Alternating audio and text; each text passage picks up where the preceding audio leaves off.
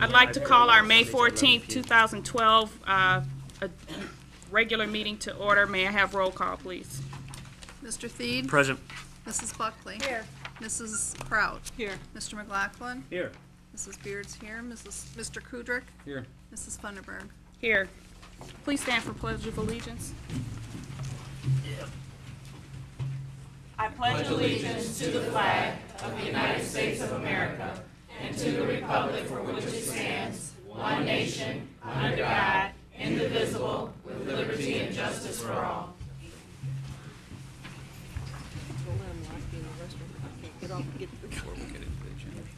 Okay, before I get into the agenda, I wanted to let everyone know that if you had comments on a certain agenda, they're on.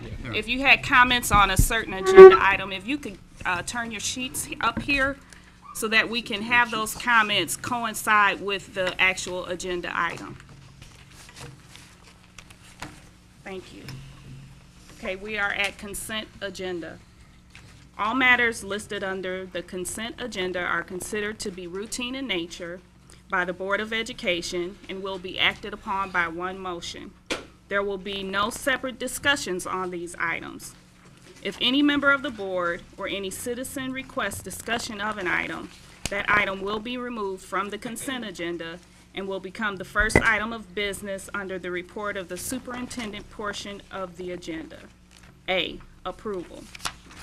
To approve the minutes of the study session of the Board of Education of April 16th, 2012, regular meeting of April 23rd, 2012, special meeting of May 1st, 2012, study session of May 7th, 2012, and special meeting of May 9th, 2012. B, approval. To approve the personnel actions as submitted by Rebecca Peck, Director of Human Resources, retirement bus driver, resource room teacher, physical education teacher. C, approval. To approve the bills for payment as submitted by Sherry Papazoglu, Director of Business and Operations, in the amount of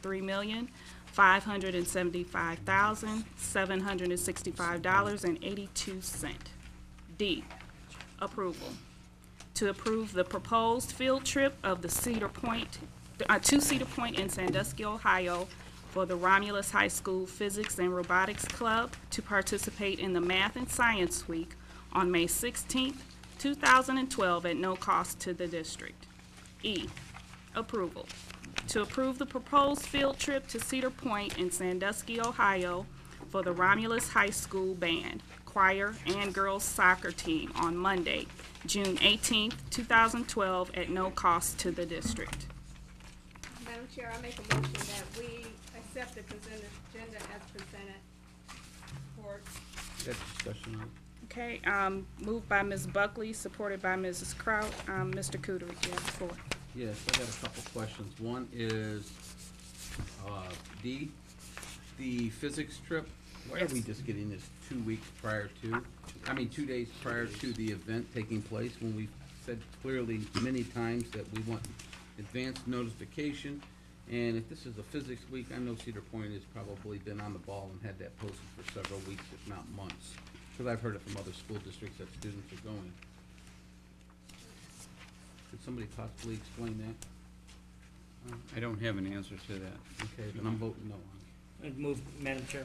Mr. McLaughlin, you I'd have like the us to floor. vote separately on items D and E, please,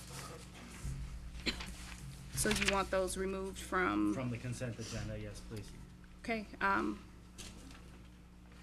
so we have a motion on the floor by Ms. Buckley, supported by Ms. Kraut, and, I guess I need to, get a consensus on the removal of D and E. No, you don't. No, they I'm just, sorry. Okay. It just says Yeah, you they- remember.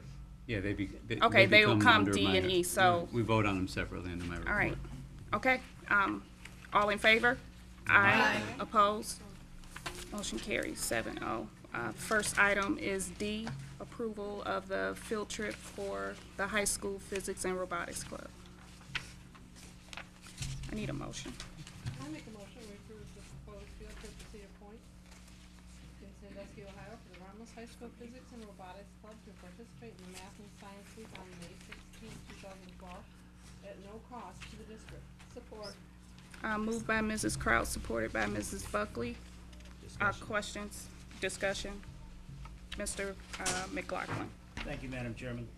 I would echo Mr. Kudrick's concern, a little concern that we're just getting this to act on 2 days before the event, and given the condition of our bus fleet, I assume it says that the transportation will be paid by students, but I'm sure that that's paying us for our buses, correct?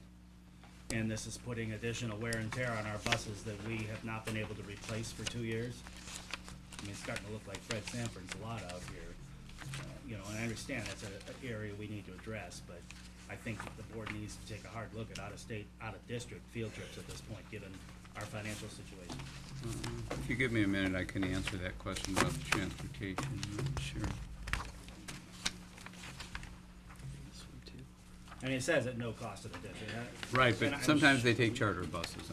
I wanna, Well, it says since down you're the bottom, predicating your answer on that. it says district transportation needed. Yeah, you're right, it is district buses.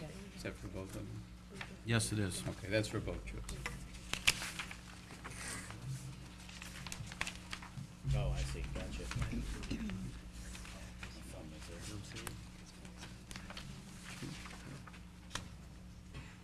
Any other comments?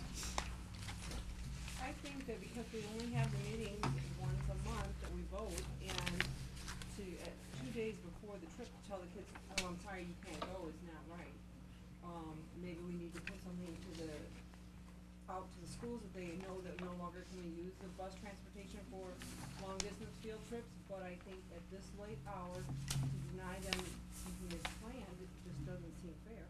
Well, and I'll just tell you, this is a trip that's taken every year, to my understanding, and you're right, I think if the trip sponsors would have known that the board, would prefer that, they take charter buses, they probably would have planned and done so. Madam Chair? Mr. Cruder, sorry, Mr. McLaughlin. Thank you. On this particular trip for 2 days from now, I don't really have an issue with that for the reasons you just stated. You know, why penalize the students for something? But our staff has been more than aware that they need to have these approvals in a whole lot sooner. We absolutely should have had this no later than our April action meeting.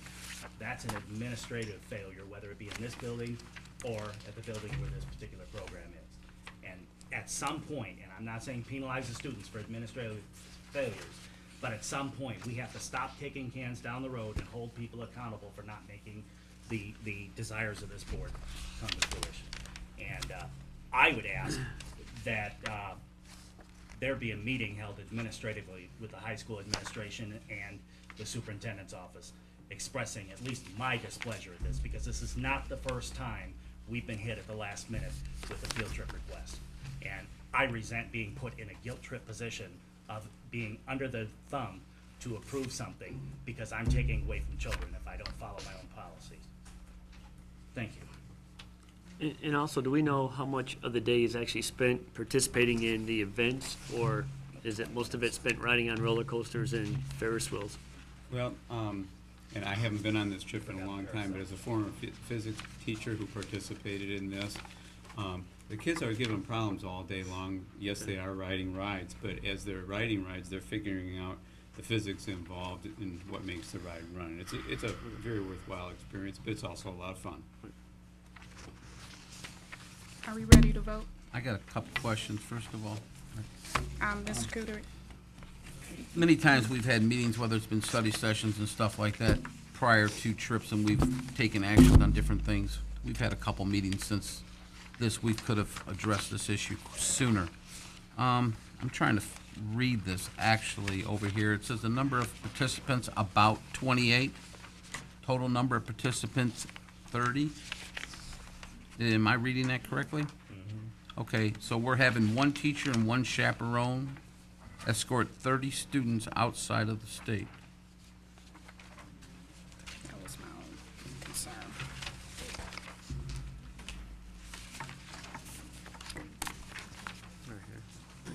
What is the student-adult ratio for Do we have one? Personally, I think there should be a minimum of 3 for the simple reason if a student was injured, one adult goes with an injured student, and you still have 2 individuals, adults, with the main group. That's my opinion. That's just my perspective, how I always dealt with things, dealing with individuals in teenage groups, so.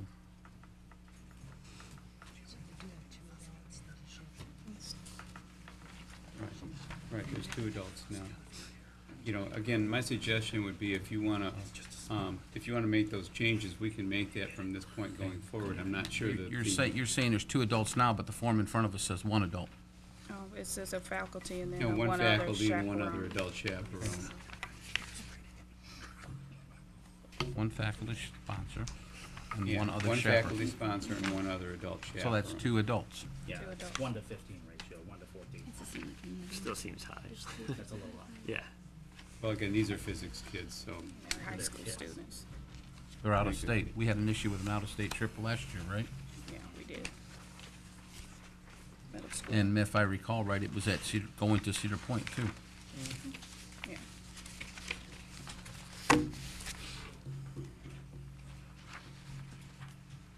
I'm done with my questions. Okay, anybody else? All right.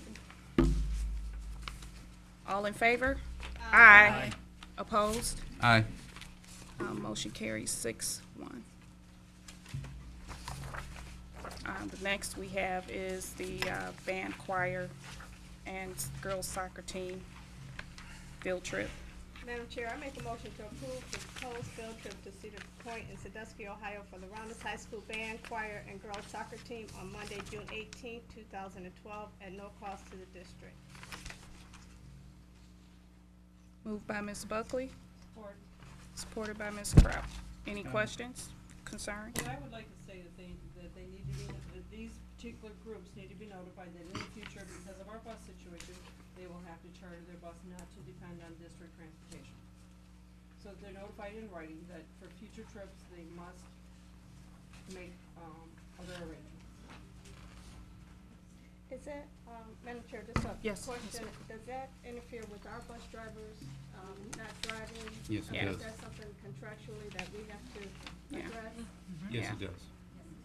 Unless it's a parent group that It's a moot point. does it outside of the realm of the school. It's just not approved. Okay, all right. That's what I need to know. That's what I thought. Thank you. Okay. Mr. McLaughlin. Thank you, Madam Chair. Mrs. Kraut brought up exactly the point I was gonna bring up, that I think moving from July 1 forward, if it's the intention of this board, we need to notify the administration in all buildings that out-of-state field trips, I wouldn't necessarily say would be charter, because that is a contract issue. We just won't approve them. That they need to find things to do within the state or within the district. But again, speaking to the leadership concern, again, we have a nearly 1-20 ratio on students for this trip.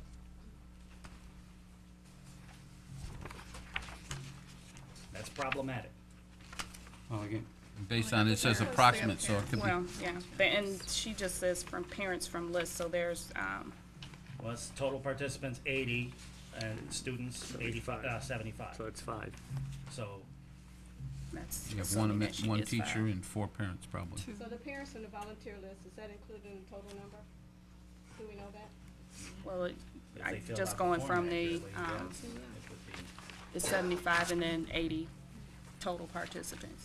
Okay. so just, so I'm responding to your concerns. The first thing that you wanna do is you wanna specify a ratio, and I heard, 15-1. Well, that's what the That's what it physics trip is. I personally, I'm in agreement with Mr. Kudrick that it should be 1-10. 1-10, I didn't hear that before. And I didn't say 1 to 10, but it should be a minimum of 3 A on minimum there. of 3 adults. That way, if you have an individual hurt, 1 can stay with the individual that's hurt, and 2 can still have 2 deep leadership with the group.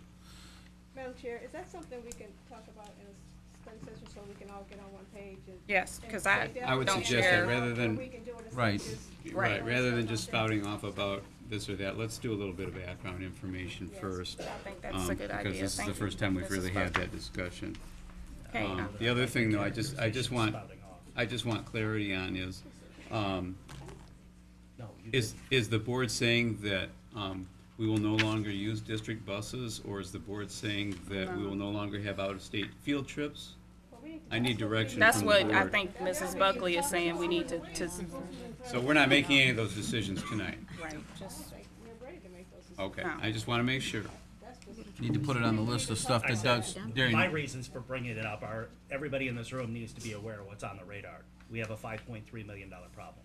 Right. And putting additional couple hundred miles each way on our buses is not necessarily something we need to do. We all know that our buses have a road life, and we have to do what we have to do. okay, Well, I agree, I agree, Yeah. but I only chirped up kind of half under my breath that I didn't really appreciate the characterization about spouting off. okay, are we ready to vote? Okay, Question on this part Mr. one here is, Cootery. how long has the girls soccer team been tagging along with the band and choir to go on Cedar Point? they're under the same, this is the first time they're under the same, So we're gonna They allow- have the same, yeah, the They same have the teacher. same teacher. The band teacher coaches them. That's probably the reason. yeah, You know, which is, I think, a good idea, you know. you And can this is an kinda- this trip too takes place after school is out. Well, let's say if there's any issues, these are all the trips are gonna be done. All right, Let's hope any there's other? none. Okay, all in favor? Aye. Opposed? Aye. Motion carries 6-1. Now I'll turn it over to Mr. Weiss. Thank you, Madam President. We have an eager, very patient group of middle school students over here. And Mr. McCabe, one of his trips that goes annually out of state to Washington, D.C., which has become a rite of passage for many of our 8th grade students, and quite a wonderful experience to boot. And per request of the board, they are here to give us a little rendition of their Washington, D.C. experience this year. So I will turn it over to Mr. McCabe and students. There's a microphone right over by Ms. Leffler. Thank you. Thank you. I think it's on. Sounds like it was. Thank you for having us. Again, my name is Dan McCabe, and I teach 8th grade American history. And I want to thank the board for approving our trip, and thank Mrs. Beard specifically for joining us this year. We had 4 other teachers, Ms. Teefy, Ms. Salisbury, Ms. Coffey, and Mr. Edwards, and myself, along with Ms. Beard, that escorted 43 students to Washington, D.C., and then Gettysburg. And it's an awesome opportunity for the students to learn outside of the classroom stuff that we're learning in 8th grade. I also want to thank Ms. Bonham. She's here. She helps me with a lot of the logistics and keeps me sane, and Ms. Webb for arranging for subs for all of us. So thank you to you guys. But I brought 10 8th grade students that went along on the trip. I'll just introduce them real quickly, and then they've each got something to say. We have Donovan Wheeler, Romney Funderburg, Alana Wilson, Stephen Hill, Jeremiah Posey, Damon Saxton, Caitlin Stevenson, Herb Buckley, Darius Ellis, and William Blanc. So I'll turn it over to them. First, we have Donovan Wheeler. Our first stop was the Romulus Cemetery. There we visited some of the grave sites of several members of the 24th Michigan Regiment that were originally from Romulus. The 24th Michigan was a Wayne County regiment that was recruited in August of 1862. On the first day of battle at Gettysburg, they lost over 400 or 500 men in only an hour and a half. We also visited Peter and Robert Byrd's house, along with Samuel Kingsley's house across from the post offices. One of the first places we visited in D.C. was Arlington National Cemetery. This is one of the most famous and known cemeteries in the nation. While we were there, we observed the changing of the guards at the Tomb of the Unknown Soldier. The Tomb of the Unknown Soldier represents 3 soldiers, one who died in World War I, World War II, and the War of Korea. This also represents more than 150,000 more unknown soldiers that fought in our wars. This tomb is guarded 365 days a year, 24 hours a day since 1937.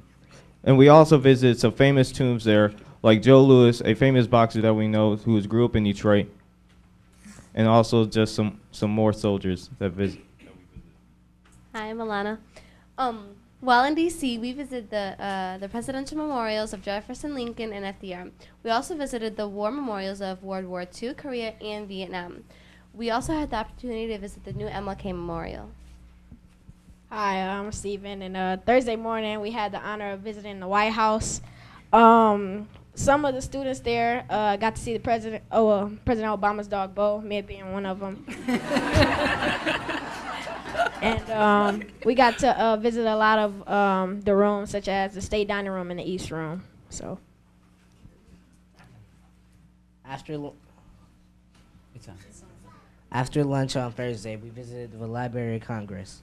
This collection of materials originally belonged to Thomas Jefferson, but was purchased by Congress after the war in 1812 when the British burned down the Capitol building. Anyone 16 or older can get a library card and can ask to see any item in their collection. Hi, I'm Damon. And after visiting the Library of Congress, we walked through a tunnel to reach the Capitol building. The Capitol building is where Congress works. It is their job to make our nation's laws. Unfortunately, both the House of Representatives and the Senate were not in session of the day of our visit. Hi, I'm Caitlin. After visiting the Capitol building, we went to Ford's Theater to visit the site of Lincoln's assassination. We learned that there was actually a larger conspiracy. The plan was not only to kill Lincoln, but the Vice President Andrew Johnson and the Secretary of State William Seward as well. I'm Herb, and after visiting Ford's Theater, we visited the National Archives. While we were there, we saw the original Declaration of Independence, the Constitution, and Bill of Rights. Hi, my name is Darius. On Friday, we visited Gettysburg National Cemetery. This is where the soldiers that died is buried, and this is also the siting of Lincoln's Gettysburg Address. I'm William, and on Friday afternoon, we took a 4-hour tour of the Gettysburg battlefield. We hiked through areas like Devil's Den and up Little Round Top. We saw where the 24th Michigan fought so hard on the first day of fighting.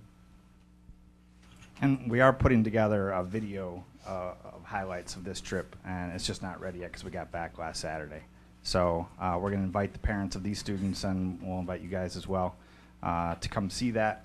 And then we hope to use the money that we raise from that for a scholarship next year, if you guys let us go again. So, thank you.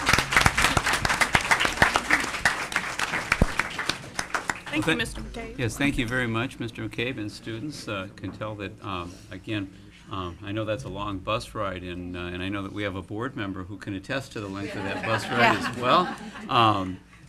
Willing to participate in the trip, but very worthwhile trip. That's a chance of a lifetime, and we hope you go back to Washington, D.C. Did any board members have any questions for the students? Yes, Madam Chair. I got to thank you, Mr. McCabe, for coming down with the students, because I've asked for several years to come down for not just us, but for other people in the community can hear what these trips do. And I'm very impressed with what some of the students have talked about, especially the Tomb of the Unknown Soldiers being former military, and some of the other monuments from battles, great battles that we've had in the grave sites in Little Round Top. So I was going to hit you with some of the questions, but you folks seem to be prepared. So I just got one for the Tomb of Unknown Soldiers. Who was that to mention that one? Who guards it? What branch? Probably, I think sergeant or general. Sergeant or general? I think it's probably the Army. Third that guards Infantry. it. Okay. It's Third Infantry, by the way. Military branch. Guards it. Okay, I appreciate coming down. I really do. It's nice to hear that students are learning a lot of stuff about the country's history, and it's very important. We run them hard. As I know you took my son on one, and he came back with. There's several boys that we've heard from going there, but we wanted to hear the other community members who'd like to hear these out-of-state trips, how they benefit the education of the students. How many changing of the guards did you guys witness? Just one. Did anybody get out of line in the audience? No. Did the guards didn't have to break? We've seen that on other trips where people have talked. Yeah, or if you don't stand, the guards come right out of there. They snap right out and tell you to either hush or stand up or take your hat off or whatever. And stay quiet, and no walking up there either. It's pretty neat. The kids, we heard from so many different people along the way at Library of Congress and That's and what I was Fort just Cedar gonna how our group was the best group that they had seen.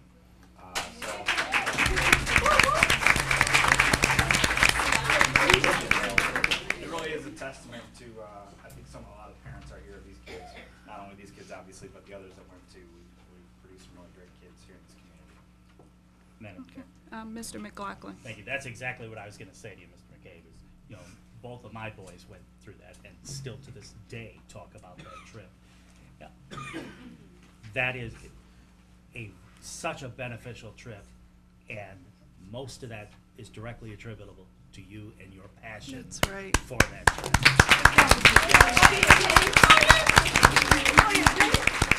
And I want to thank you for what you do for this community, because this is one of the many good things that goes on in Romulus Community Schools.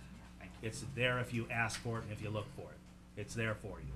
And hats off to you. Thank you. Thank you, Mr. McKay. Thank you, students, and thank you, parents, for bringing your children out to participate in the presentation. Has everyone had an opportunity? No, I just wanted to say that all of the teachers did a great job with these kids. These kids were very well behaved, very respectful. We've got so many compliments, like Mr. McCabe said, not even on just their behavior, but how knowledgeable they were. I mean, the tour guides would throw out questions and our kids would answer them like that. They were very impressive. I was really proud of all of you.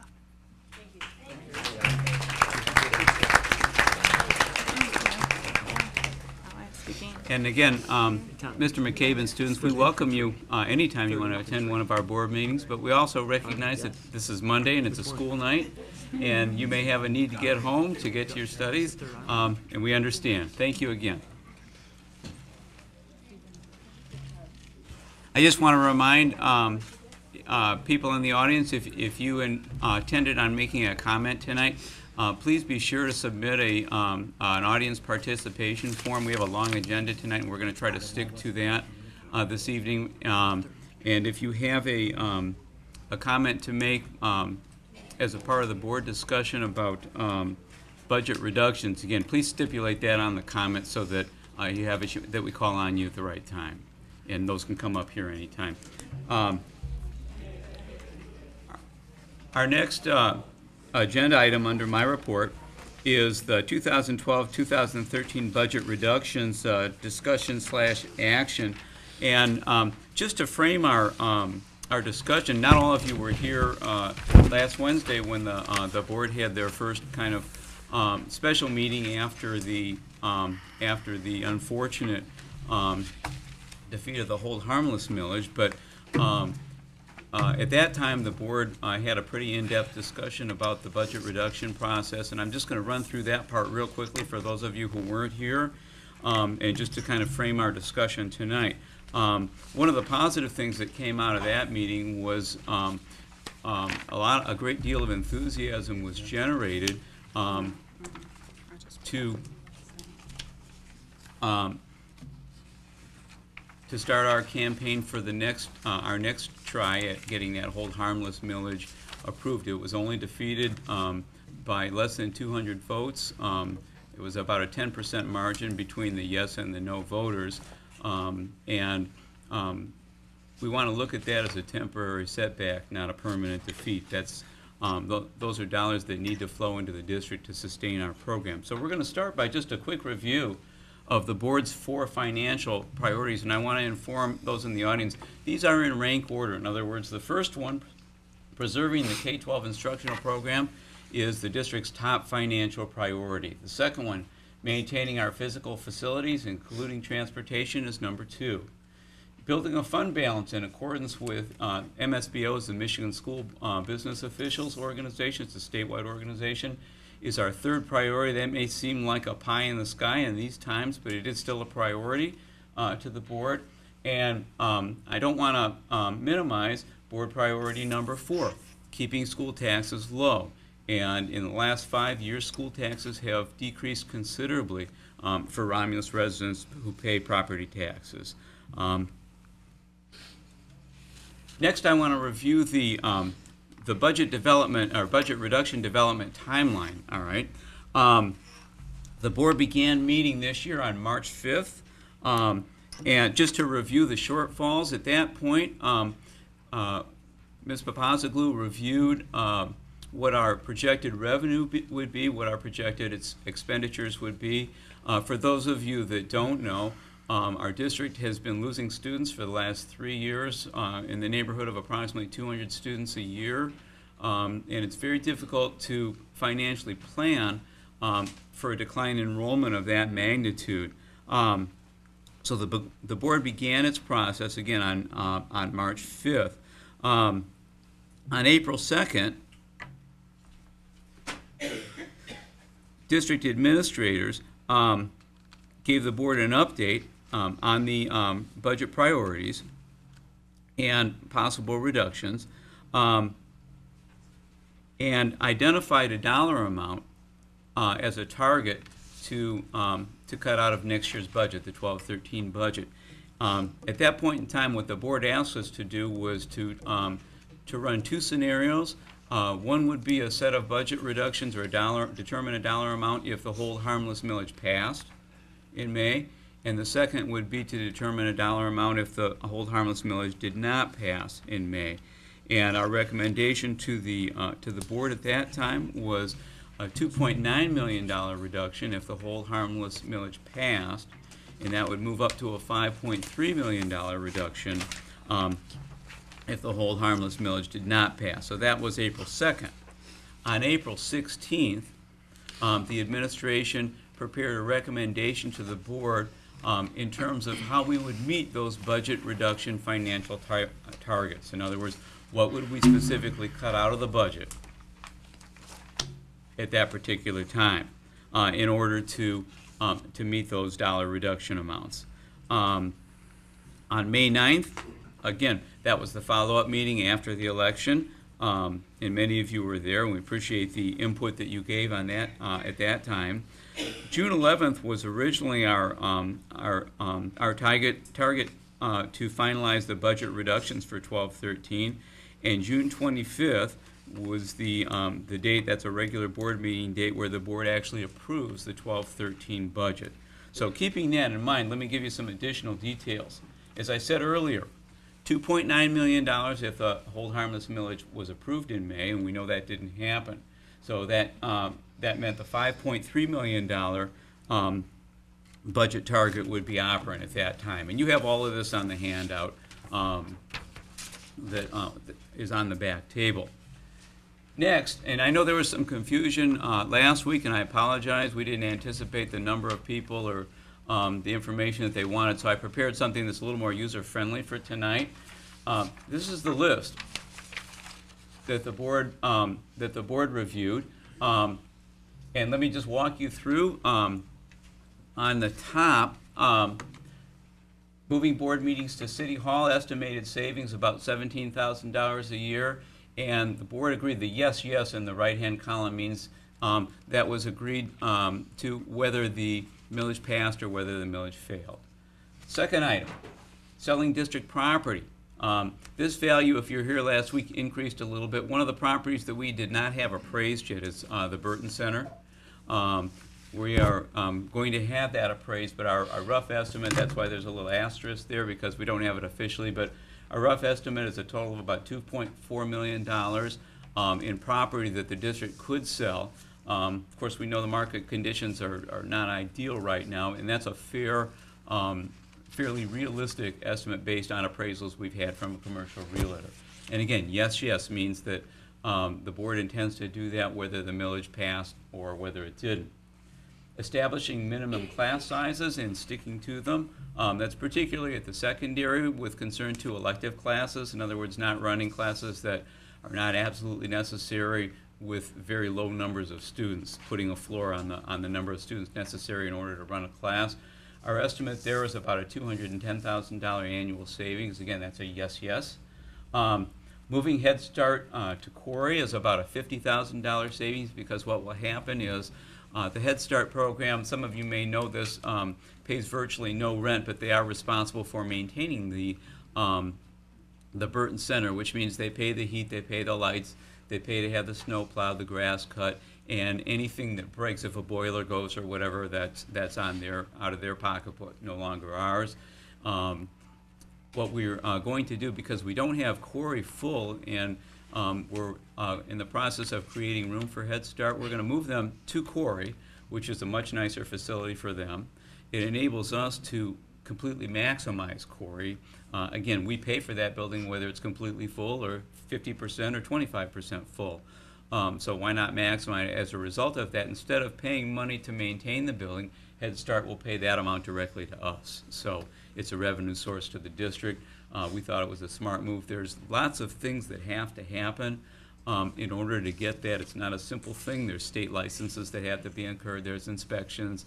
And then there's the move, getting all their stuff, you know, over to Corey. So we're on a pretty aggressive timeline with that, and our goal is to have them over there and see those wonderful children showing up with the start of school in the fall. Eliminating transportation, a very difficult decision for the board. You heard a lot, if you were here last Wednesday, you heard a lot of passionate discussion about that. Approximately a $2.6 million reduction. Transportation was only on the block if the millage did not get approved, and as we know, it did not get approved. Eliminating athletics, same situation, $470,000 annual budget item. The plan was not to eliminate it if the millage passed, because the millage didn't pass. The original plan was to eliminate it. You heard board members and audience members, if you were here last Wednesday, speak out again on both sides. Both issues are very sensitive issues for, I think, everybody in this room and probably pretty much everybody in our community. And so our board does not have any intention at making a quick, you know, decision on this. The board wanted to hear from people. We heard from quite a few people last week. My guess is we'll probably hear from more tonight if we get some comment cards coming up here, or comment sheets. But here's some things that that we talked about briefly last Wednesday, which I want to remind the audience and which I want to share. We generated a lot of enthusiasm last Wednesday about supporting an August millage and about overcoming this as a temporary setback. One of the things that we realized we would have to do if we were going to pass this millage in August is we would have to have voter support, obviously. Right now, of the 1,700 people, or 1,760 people that voted in May, this was a divisive issue. It was 55% of our voters voted no, and about 45% voted yes. So just about split down the middle. One of the things that we have to look at tonight as part of our decision-making process is how do we unite our voters in this process? How do we unite our board in this process? Because we all know we need this. We all know what can happen to the fate of our school district without transportation and without athletics. We're already a declining enrollment district. We don't need to accelerate that rate of decline. That's only going to make our finances worse, and it's only going to make it more difficult for the students who are here to experience success. So one of the things that I'd like people to think about this evening is how we get consensus from our community and how we get consensus from our board on this. And that's part of the purpose of our discussion tonight, because our best chance for success on this is showing board unity, which hopefully we can translate into the community and have voter unity on this issue. And if we have that, I think we can look at this as a temporary setback, and I think we can get past this issue in August. If we don't have this, it's going to be a very tough struggle. So with that said,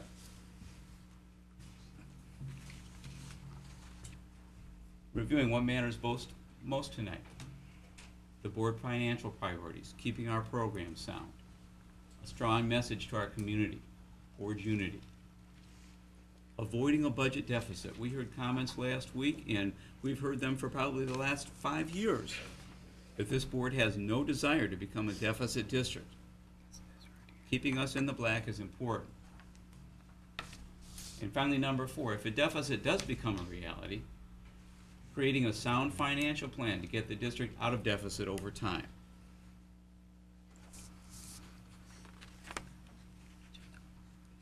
So So finally, we've got some choices. Looking at the left-hand column, we're looking at possible board actions. Looking at the right, we're looking at possible consequences. So approving a $5.3 million budget reduction list, and that could happen as early as tonight. One of the scenarios is the board is united on that the voters unite, the August millage passes, transportation and athletics are restored, and the district avoids a deficit for another year.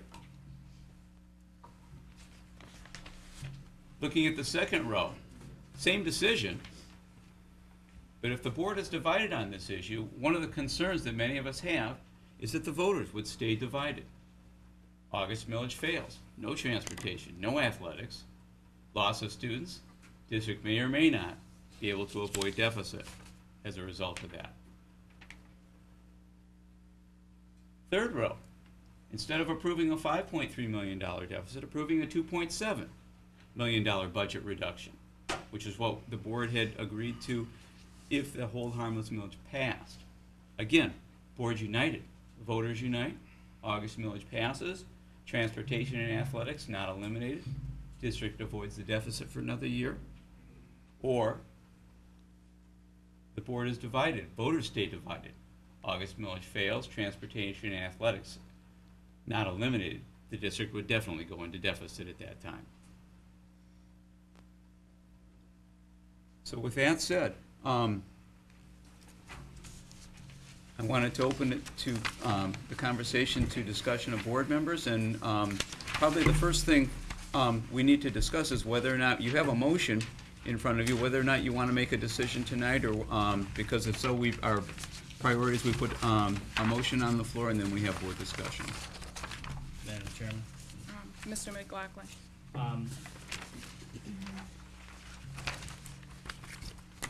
My problem with putting a motion on the floor is continually, we're talking about the transportation, the athletics, selling property, and, you know, it's like crickets are sounding in the room when I advocate, and there have been others, for eliminating a central office administrative position, eliminating a board office support position, and eliminating the energy manager. And I won't support anything unless those are on the list, specifically in the motion that those come to. I'm not gonna just take from our kids when we've had these cuts that we've needed to make.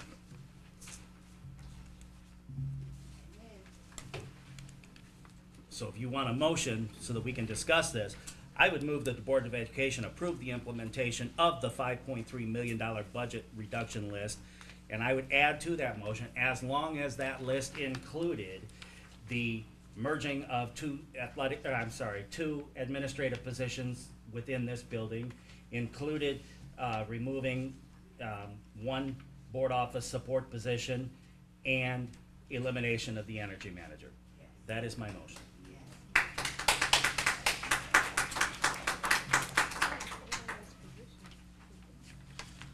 need to understand what those positions actually are. You said three different, did you say two or three different positions? Two positions, one administrative Okay, I thought I position heard three. and Yeah, I thought I one heard three, board too. office. Well, it's three positions. One's not an administrative position. You've got the energy With the manager, support. that's one position.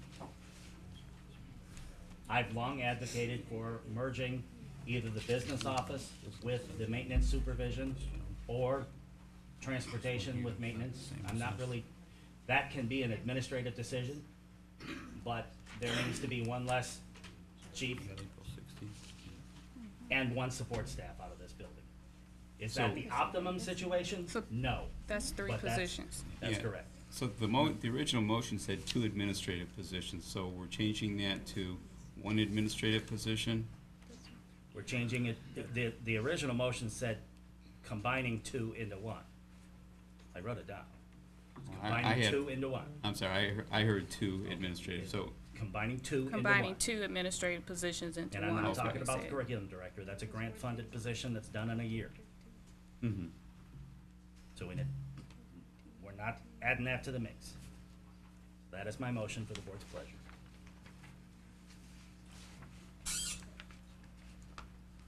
I'll support it. So discussion. Okay, so, moved by Mr. McLaughlin, supported by Mr. Kudrick. Now we can have discussion. Now we can discuss. Thank you. So, Rob, how Yes, many ma'am. kids that we have? Tell me the numbers exactly, that, what you're talking about, Yeah, so I understand. I can, easily. I'm talking about number 14, which on this list says merge transportation, I'm saying this to the audience. Okay, On this I list, it understand. says merge transportation and maintenance administrative position. That's one. 15 says share energy manager with city. That's never going to happen. That position, in my opinion, needs to go.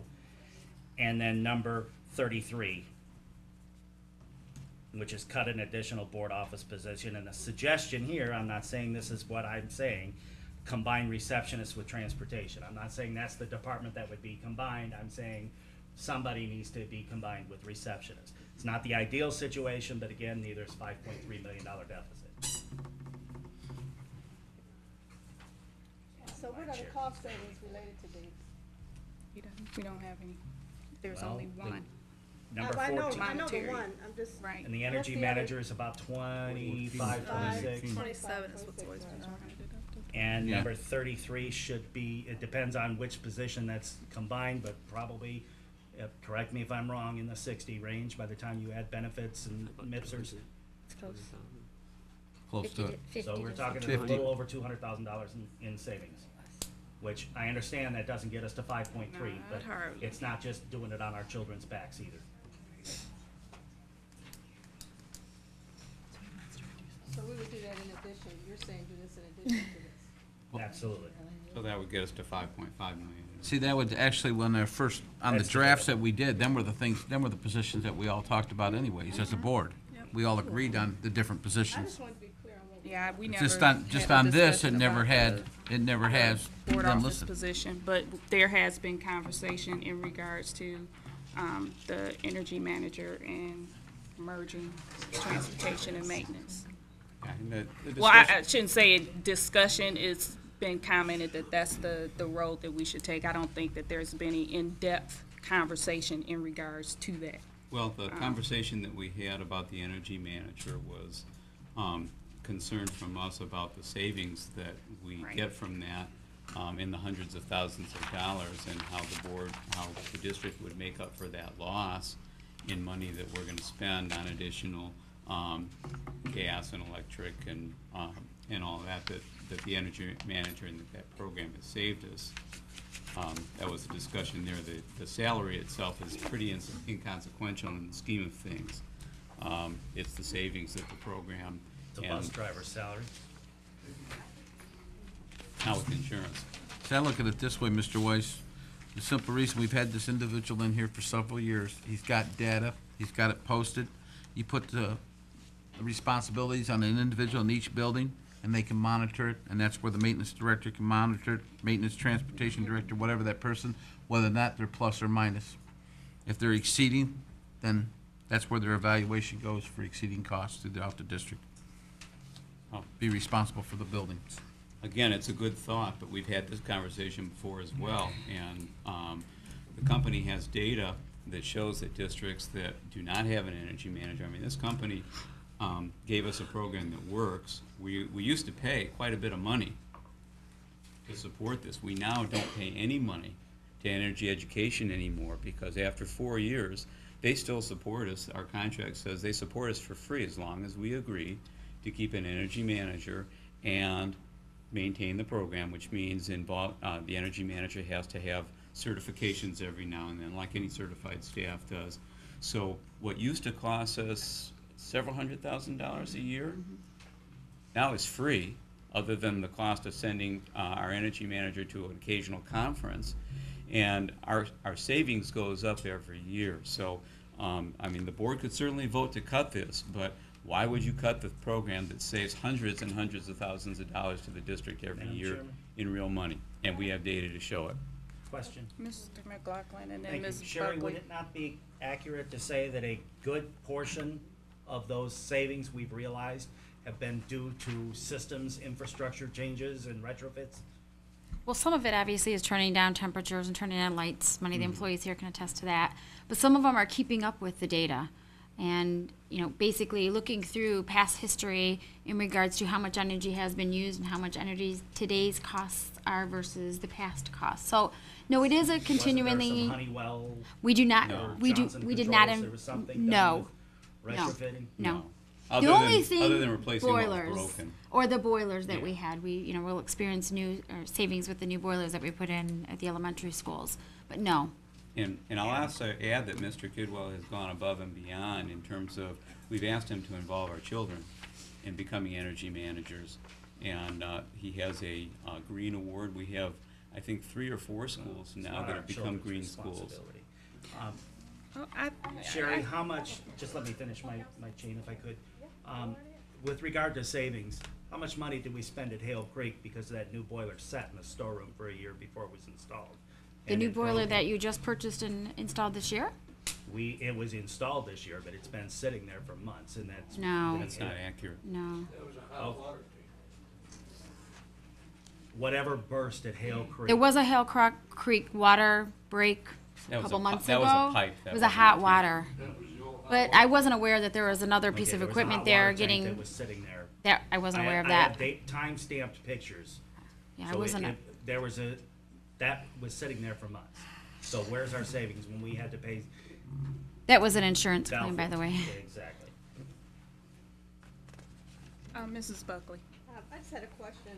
So if we add those additions, so if our millage passed, do those come back? Because we're looking at our list, right? So what does it stay off? We're gonna keep those off the list? Or does the board wanna put them back on the list? How are we looking at that? Good question, thank you. It would be my intention that what I added, as far as the 3 positions, that those be permanent cuts, until such time as we're so flush with money, we can just say, okay, we're an employment agency. But as long as our children are doing without something, no, these positions need to be gone. Sorry, I don't mean to add it towards you. Mrs. Kraft. The only comment I would like to make is I was under the impression that all sacrifices were supposed to be equal across the board from the top down, not just one area. And to me, transportation is a necessity in our community because we have a big airport in the middle. So I have a problem with anything that says eliminate transportation. Yes. Thank you. Anybody else? So Can I just have? Go ahead, Mrs. I have Buckley. a question. So if we do the 2.7, okay, without doing any cuts at all, right now, we will go into a deficit budget, right? That's not enough, that's right. Now, if we do the 2.7 and the millage passes in August, there's a very good chance that you'll be out of deficit. It's not a certainty. It'll take us a while to get out of deficit. I mean, because we're gonna be right. we're gonna be a million already short from not collecting It's passed. taxes. Based on the information we have today, yes. Because that's in addition to what's here. That's A million correct. will be on can't top of collect this. them till- So Right. we We're not would, gonna the be able to process get would that. be, we would have to submit a deficit budget to the state and also have the state approve a deficit elimination plan. We would have 5 years, I believe, in order to work our way out of that deficit situation.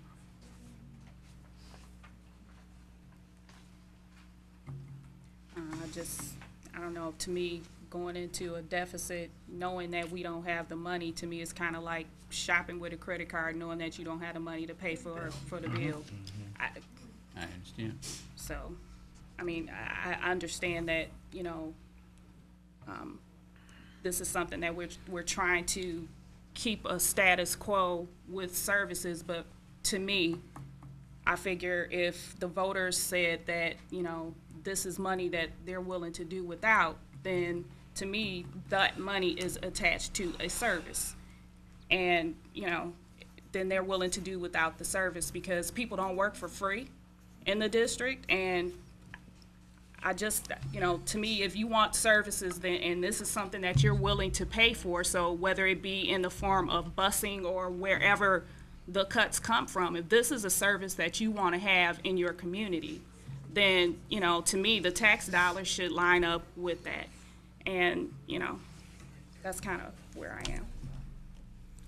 And it's not a matter of $5 or $100,000, it's millions. Right. And for every time we don't pass a millage, we're just getting farther behind because Right. we're not collecting those 6 months of taxes. Right. And eventually, if you don't pass the millage, you might as well just chain the door shut eventually because you're going to have no school left because the budget is going to go deficit more and Deeper more in the and hole. more because you don't have those costs or money for those costs. Madam Chair. Mr. Cooter. You know, this is for the folks out in the audience here. You know, these cuts, we've talked about them in depth here, and I kind of put the school district as into a household. If my household lost an income, I'd like to know, and I would have to make drastic changes right away in my household if I lost one of the incomes in my house. And what would I do? If one of me or my wife lost our job and we would say, well, yeah, in September we'll get a job. Well, between now and September, we have to do something. Are we still eating out, or are we cooking at home, or what are we doing? Are we going to the movies or getting rid of cable and taking care of a lot of other necessities? I know how hard it is, and I've been really weighing this out a lot. It's been bothering me and can't sleep and everything because there's a lot of people out there I know by first name, live in the neighborhoods and stuff, that this is going to affect. But I also came to reality that if I was in their shoes, I would rather be notified as soon as possible. Now, we can run the election in August. Yes, it could possibly fail. We could run the election in November, and it could possibly fail. And I'm thinking if I told them same individuals in May that they could possibly be unemployed, I could probably understand that. But I would hate to tell them in November, just before the holidays, that they're unemployed as of now. It's a hard decision no matter how you look at it. I've emailed all my board members my viewpoint of it. Some have commented. It's very difficult and it's disturbing, but the community did vote and that they did decline it. We have to do what we said we were going to do. It's not going to be a popular decision with anybody. We've sat up here and we've all 7 of us have argued and advocated for different meetings, and we all agreed if the millage passed, this is what was going to stay on it. We all voted for transportation and athletics to stay on it because we know how important it is in the community. But we all realized that if it failed, we didn't have no choice, and we had to leave it up to the voters. That's something that we didn't decide. The voters made our decision. The only thing that we can do, and this is the other 6 board members, I'm not going to speak for them, but I plead to you, if you want transportation and athletics back on there, help us in August. And I'll be the first one to vote yes on every one of them if it's back on there, if we can get this to pass. But we need everybody's help. You know, I had 2 people call me and ask me about this, and first question I asked them, did you vote? No, I didn't go down and vote. Okay. And then you're mad. But if you would have voted, whether you voted yes or no, that's your opinion. But did you vote? That's one of the only things it seems the government has out there that we can do that they haven't taxed us on yet. So take advantage of it. But help us on this August election. I've been very open when anybody asked me about this, and I told them if it didn't fail, this is what it's going to be. I went to one of the biggest unions is this going to affect, and I told them at one of their meetings, if it didn't pass, this is what was going to happen. And I hated to tell them people that because I've known them. They've transported my kids. They've coached my kids. And I've coached some of their kids. And this is, unfortunately, this is one of the hard decisions that we have to do. And I guess I feel if the kids are at home, why are we keeping the school doors open?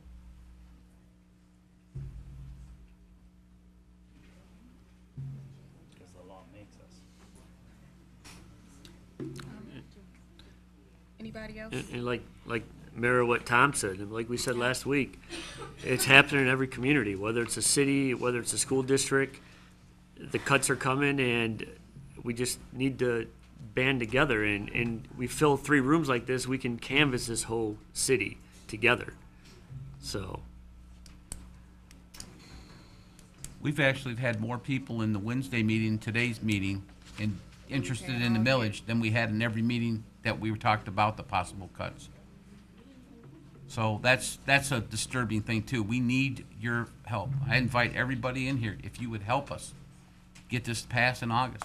I'll make the motion that we bring transportation and athletics back for our students. All right, so we have a motion on the floor. Can we read the For, motion? Mr. McLaughlin, if you could read the motion again, please. To restate the motion, I have a person in the back, I'm sorry. Thank you. Could you please stand so that, did you want me to restate it now or after they speak? let them speak first and Okay. then we can restate it. It's not necessary, just if you could come get the mic. If you reinstate transportation, is it gonna be Romulus transportation, or is it going to be Trinity, or? That would be the only way I would reinstate it if it was our employees Yeah. with our buses. Right. Well, I'll just give you my opinion. I've been in politics almost very long time. Very disappointed how this, how we all acted on this last, vote. I remember beating the streets with a lot of you, getting this last millage passed, and I personally very disappointed that there wasn't more proactive, trying to get this passed, going door to door, making calls, not the day of the vote. I mean, I know there's a whole lot of people that would have been out there helping to get this passed, and there's a lot of people that said they didn't even know about the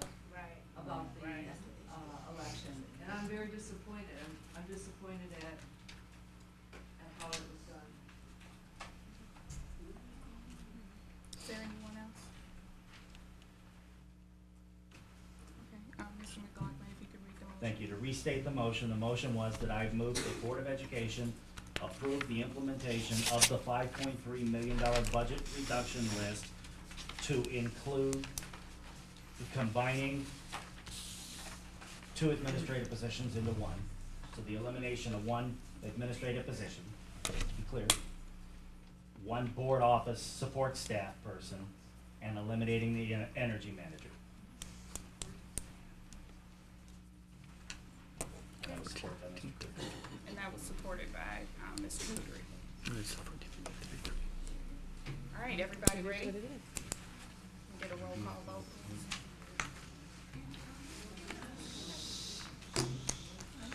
Mr. Thede? Yes.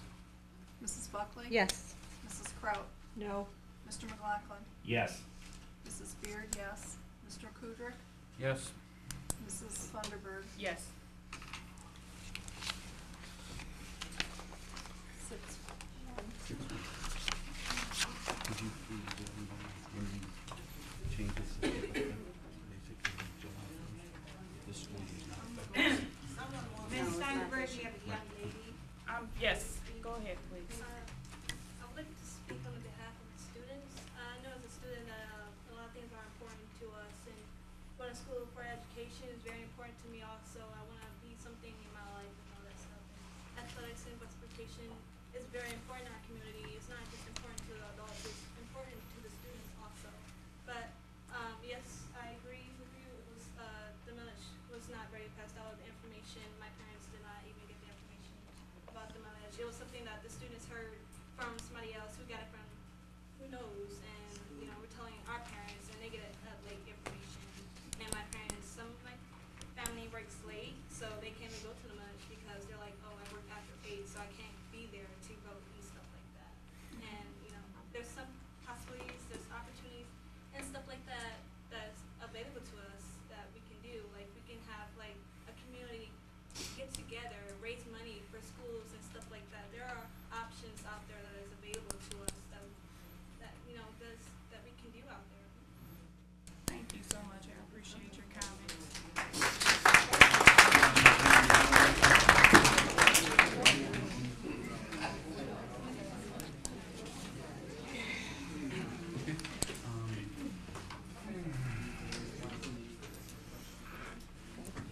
Next agenda item is elementary trimesters. We have Dr. Daniels to tell us a little bit about our plan for elementary trimesters.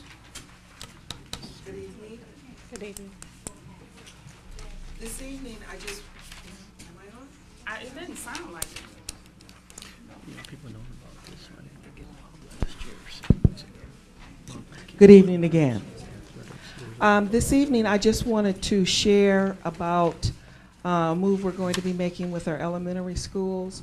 This is actually a culmination of conversation that's been going on amongst our elementary school staff and administrators for over a year. And now we've come to, there's been a lot of research that has gone into the decision. And they've been working with the curriculum office for a while, and that is to move from semesters to trimesters at the elementary schools.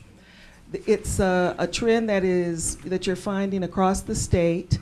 Our principals have had an opportunity to have conversations with other principals in other districts. They've also had an opportunity to get information from the Middle School and the Elementary School Principals Association.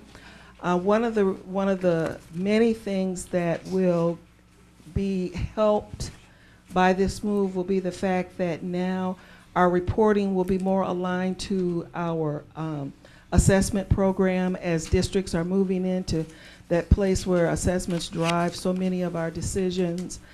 The assessments that we give, the NWEA, the trimesters fall in line directly with that. It will also give a good spread of time for teachers to be able to provide instruction and then be able to report out to parents. We will still be having mid-trimester reporting going on. So there will still be regular reporting going on to the parents. And the progress reports, which would be kind of those interim trimester reports, would be in October, January, and May. The trimesters would end in November, March, and June. So again, like I said, this comes after a lot of hard work that our staff has put together, and we're looking forward to this really facilitating the process as we're going forward and ensuring that parents get a good, accurate look at what's going on with the students. And we have an opportunity to really continue to provide a good, solid set of a good, solid education base while we are also assessing them also. Mrs. Dance? Yes. I just had a question. Do you ever foresee us going to a trimester situation at the middle school? Because I know we have one at the high school, and so if we're starting to implement trimesters in the elementaries, do you see it trickling over It's to the middle possible. school? It's possible. You know, we're taking a look at that. Okay. The elementaries have been looking at it for a while, so they've had an opportunity to do the research and finding that many other districts are moving their elementaries into the trimester. But we're also trying to take a look at the middle school too, so that we can see if it's going to best serve us to have it a K-12. Any questions from the board members? Okay. Thank you. Thank you. Thank you. Next item D, kindergarten roundup. We had a wonderful kindergarten roundup session earlier it was in late April.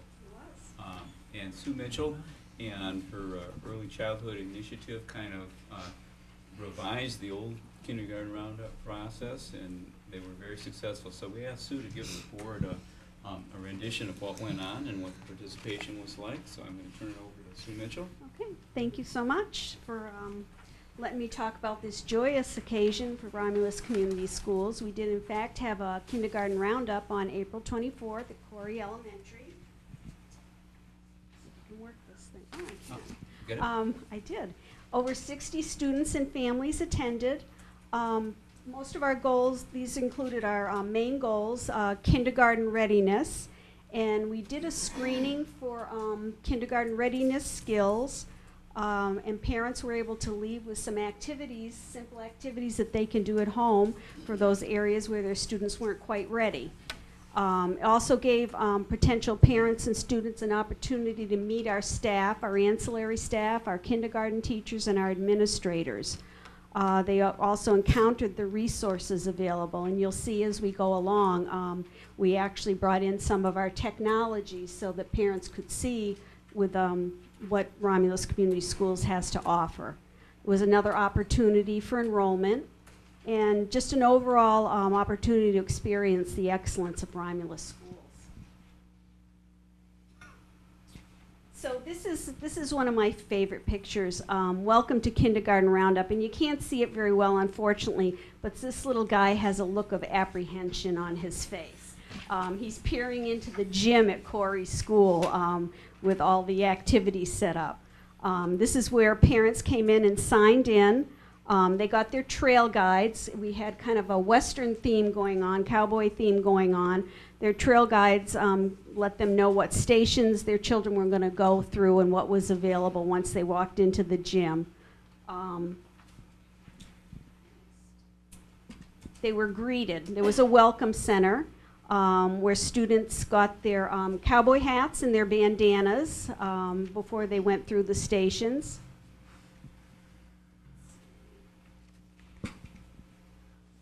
They were also directed to have their picture taken, and we had wanted posters for each student. This was the brainchild of Margie McAnally. And it was just fabulous. I mean, they were all dressed up in their cowboy garb, went over to the hay bale with the horse head, had their photo taken, and it was put on the wanted poster. It's wanted for our high school, Romulus High School class of 2025.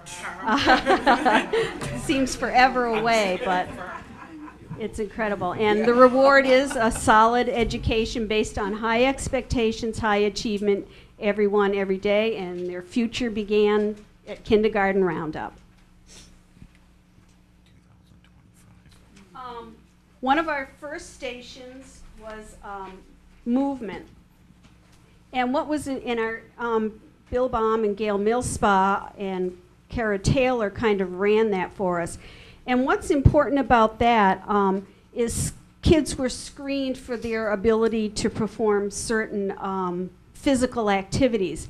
And they're brain-based. So if a child can skip, they're probably pretty ready to read. So although it looks like it's just kind of fun and games, there's really purpose behind this movement. And Bill Baum worked hard that day.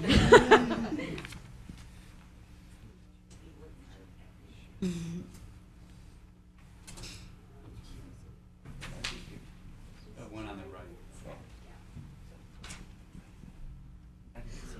right. We also had a district video.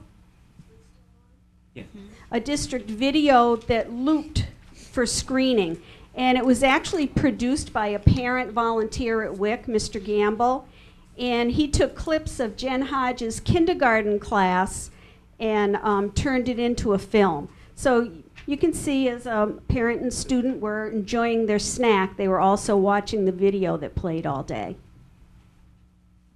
And talking about snacks, we had healthy snacks there. We had apples and grapes and fruit punch for students and parents as they went through their activities. It was pretty exhausting for some of the little ones. Our speech and language pathologist ran a station. They did some assessment for articulation and speech. The families left with activities for competencies so that their students could practice over the summer. What else did I want to tell you about? Oh, and they gave ideas such as ask your children questions, introduce new vocabulary, talk, talk, talk. Communication is important. Social emotional. They also had opportunity to meet the psychologists and social workers in our district. Items they talked about was things like managing discipline, first day jitters, let children have choices, help your child become organized. They also had resources available if parents were interested in kind of counseling or therapy or other family services. And they also talked about being involved as a parent volunteer or getting involved with your parent-teacher organization. There's so much, and I just don't want to forget anything at all. Our kindergarten teachers played an incredible role. You can see they worked with the students individually as they came through. They did a cognitive assessment asking things like, can you write your name, and letting the child demonstrate.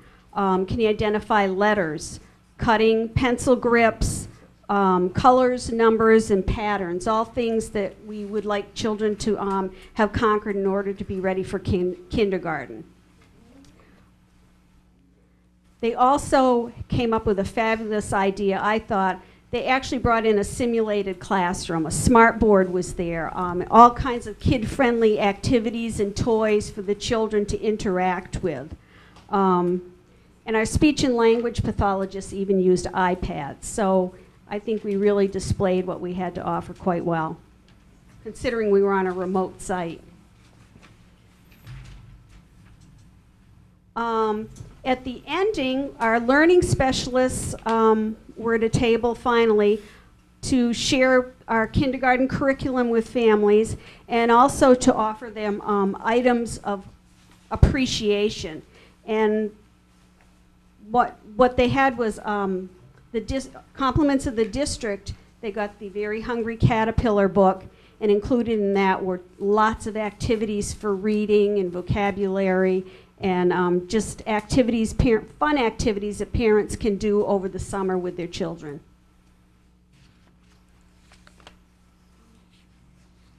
So, you know, finally, these kids are our future. That's our reality, and they deserve the best that we have to offer them. They're only going to go through our system once, so we want to make sure that we can give them the best we have to offer.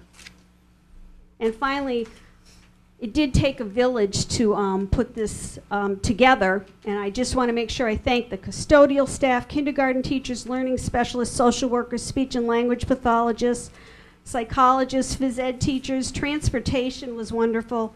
Kara Taylor, who's actually our elementary Spanish teacher, she was tired at the end of that day too. Mr. Gamble and Jen Hodge, kindergarten teacher at WIC, our elementary administrators, Dr. Daniels, and especially the parents that took the time to bring their children. It was just wonderful to watch them watch their own kids go through these stations. They were just so excited with such high expectations. And finally, we want to thank our superintendent and our board for supporting us through this. Thank you. And we want to thank you for your efforts, because this was several months of planning, and we had more staff involvement, and as a result we had more families showing up and benefiting from that event than we've had, at least in the 6 years that I've been here. It was a terrific endeavor, and hopefully our kindergarten numbers will be up as a result of that. I hope so. Any questions that you might have? Okay. Are you sure that year's right, 2025? Sounds like a long way. It sure does. 12 years. Okay. Thank you. We're going to need to take a 2-minute recess at this point in time. Before we take a break, I'm sorry.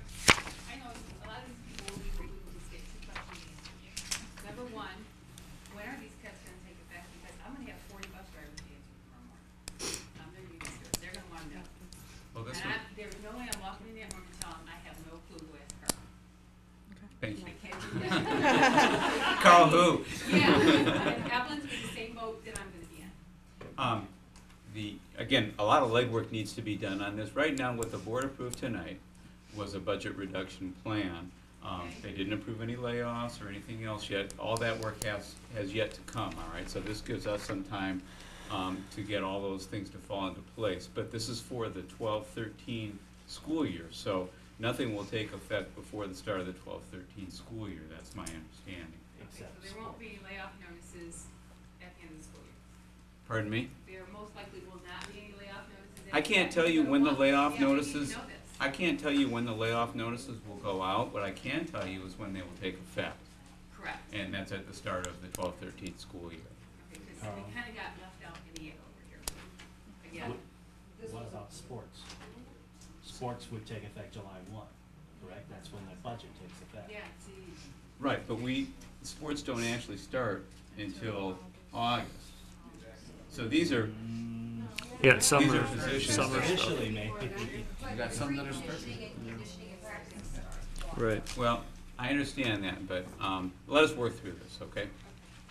so we, pretty much, we're on the cut list, but we don't have a timeline. Well, that's, again, the cuts will not take effect until the 12-13 school year. Correct. So for people that start in July, those cuts would take effect in July. For people that start in August, those cuts would take effect in August. And again, I'm speaking without, in generalities. We don't have all the details right now. That's work we have yet to do. Anything to add? Or? You know what we know right now. So it was very muddled. I understand.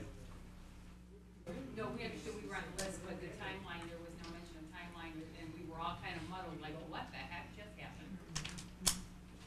I understand. Thank you. Recess? 2-minute recess?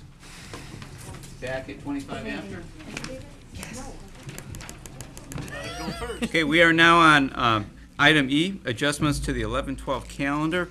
As the board is aware, as part of the employee concessions, it was necessary because we didn't have a snow day this year to meet with the REA and make an adjustment to the calendar.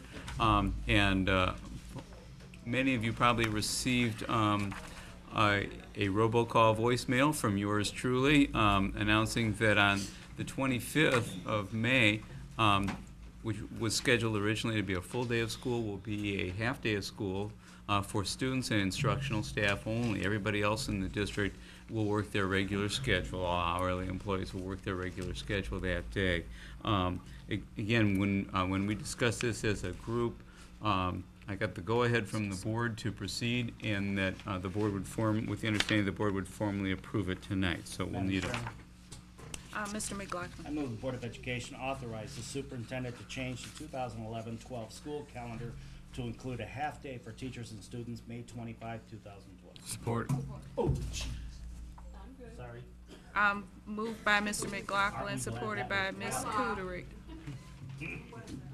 Any questions? Yes, Madam Chair. Go ahead, Ms. Buckley. Go ahead.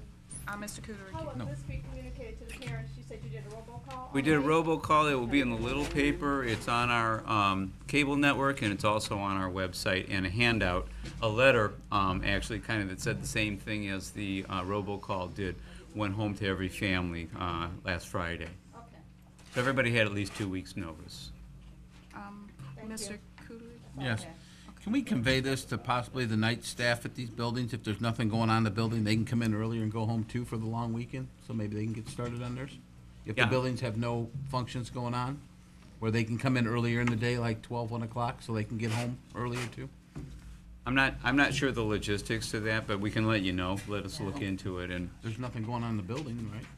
I don't know. It depends. Usually it's left up to the principal. That is accurate. We leave that determination up to each individual. Well, that's what I building mean. Can we administrator. convey that they're aware of the, be a nice gesture? I know not If every it's building possible. Mhm. may be possible, but And I just had one question. How is Boys and Girls Club affected by this half day? Are we still having it, or are they going home for the evening? or would they start earlier? It's still. So that they would have Like it? another, Yeah. they'll treat it as another half day. Again, it only impacts instructional staff and kids. Okay, I was just wondering, because, some people have their kids in Boys and Girls Club after school, and so if they're gonna be there half a day, so I think that maybe that needs to also be information that should be included with that memo or notification that we're sending home with the parents, so they kind of know what's going on with the after-school services. Okay, we have a motion on the floor. Mr. McLaughlin, supported by Mr. Kuderick. All in favor? Aye. Opposed? Motion carries 7-0. Okay, next item is annually, the board is required to either approve or not approve the Wayne County RESA annual budget. And so we have a motion for approval of the 12-13 budget. Madam Chair, move the Board of Education adopt the resolution in support of the Wayne County Regional Education Service Agency proposed 2012-2013 preliminary budget as presented. Support. Moved by Mr. Kuderick, supported by Mr. McLaughlin. Any questions? Okay, all in favor? Aye. Opposed? Motion carries 7-0. Next, last week the board approved to have an election in August for the Hold Harmless millage. What you have in your packet now is the actual ballot language, which is virtually the same. The dates have been changed on the ballot proof in terms of when the board approves it and when the last day and notifications of the public that we're having an election. All those dates have changed, been updated to reflect the August 7th election. We'll need approval of that. Madam Chair? And that should be a roll call vote, by the way. Okay. Madam Chair? Yes, Mr. McLaughlin. Move the Board of Education adopt the resolution as presented for the proposed hold harmless operating millage. This proposal would renew the district's authority to levy up to 5.1314 mills for an additional 5 years, 2012 through 2016 inclusive. Support. Moved by Mr. McLaughlin, supported by Mr. Discussion, no. Kuderick. I need a roll call vote. Was there any questions? Yeah, I got a question. Okay, Mr. Kuderick, Um, and then Mr. McLaughlin. You know, based from what we learned from the last failure of this election, we're gonna be another additional 1 million short, correct? As we know right now, yes. That's, yeah. Would it not be wise to maybe change it from 5 to 6 years? Or would that cause issues? That was my question. I don't think that's going to cause any issues at all, other than with the community. One of the reasons that the board selected 5 years was to acquiesce to some of the community demands that 10 years was too long, but 6 is still shorter than 10, so. I'm just throwing it out there as the other 6 members on the board, they can weigh in too, but I mean. Yeah, I'm just the only thinking- downside, if for some reason we're making a mistake and there's some reason we can't do this, we'd have to have a special meeting between now and May 29th to approve the proper language, but, because we always go through our attorney, but I didn't ask that question, so. Mr. McLaughlin. Thank you. I would agree with Tom that, you know, perhaps we might want to look at 6 years, because that would take us through the end of the, heaven forbid, deficit elimination plan that we would need to submit, and at least we would have voter authorized levy, sorry, I'm stuttering, through the end of that, hopefully, cycle. I wouldn't have any problem adjusting it to 6 years. The community's gonna feel the hit, let's face it, and this becomes a voter education issue as to why we switched it to 6 years, because we have a year to make up. Anybody else? Because I don't know, I think that we should just stick to the plan. If it was 5 for 5, then we should just stick with it, and then we go back to them in 5 years to ask them again. I just think changing it this late in the game, to me, just makes it confusing for people. I mean, especially if we've established that it's gonna be the 5.1 for 5 years. It just seems like it will just muddle our message even more. Okay. And I would prefer to keep it consistent with, you know, it's the same exact thing that we were asking for in May that we're going to ask for again in August. And you don't have to wait till it expires to bring it before the voters again also. That's a good point. I was just bringing it out there. It does, either way, it doesn't matter. It's just. So we have a motion, the motion was approved for 5 years, so, years. Am I hearing that we just leave that alone? Yeah, We have I think consensus so. on that? Okay, I need a roll call vote, please. Mr. Theed? Yes. Mrs. Buckley? Yes. Mrs. Kraut? Yes. Mr. McLaughlin? Yes. Mrs. Beard, yes. Mr. Kudrick? Yes. Mrs. Funderburg? Yes. Motion carries 7-0. Great. Next item, approval of CTE, for those of you that don't know, is Career Technical Education, also formerly known as Vocational Education. You have a topic sheet for approval of a small amount of textbooks, which are necessary for next year. They are paid for by a separate fund. They don't come out of our general fund. There's CTE money that the district receives to pay for things like this. So we'll need a motion for that. Madam Chair, move the Board of Education approve the purchase of the textbooks, classroom sets, and teachers' edition as recommended by Andrea Pizia, CTE Coordinator, and Dr. Paula Daniel, Supervisor of Grants and Curriculum for the Health, Occupation, Culinary Arts, and Accounting classes. Support. Moved by Mr. Kuderick, supported by Mr. McLaughlin. Any questions? just to clarify, these don't come out of the regular, this is the money that we get for the CTE program that's covering the cost, correct? Correct. We're required to spend 90% of funds that we get on program improvement, and this is considered program improvement. Okay. Now, do we usually wait and see what the student count is for these classes before we buy them? Or do we just go ahead and throw a big number out and say we want this many books? And Well- if we're, I mean, you know what I'm saying, if Yeah. we're, do we buy 45 more books than we may need and they just sit? Well, the board, at this point in the year, students have already signed up for the classes, so Okay. those numbers are pretty accurate. Okay. We always buy, you know, Few about extra. 5% Yeah. extra for books that get damaged or lost or whatever, so kids don't have to do without, but we're Okay. usually pretty close to the target. Okay. Any other questions? Okay, motion is on the floor. All in favor? Aye. Opposed? Motion carries 7-0. Okay, next, this is a new issue. I brought this to the board's attention a couple weeks ago. You're all aware of the cyber schools pending legislation, and the reality, you know, is that's very likely to pass this term in Congress. Whether it does or whether it doesn't, our business is changing. We have a great talk, you know, about transportation and other things, but we are in the school districts across the country are in transition. We are learning to deal with charter schools. We are learning to deal with alternative ways to educate students. And we are, but if you summarize that, what we're really doing is we're going from being in the teaching business to being in the learning business.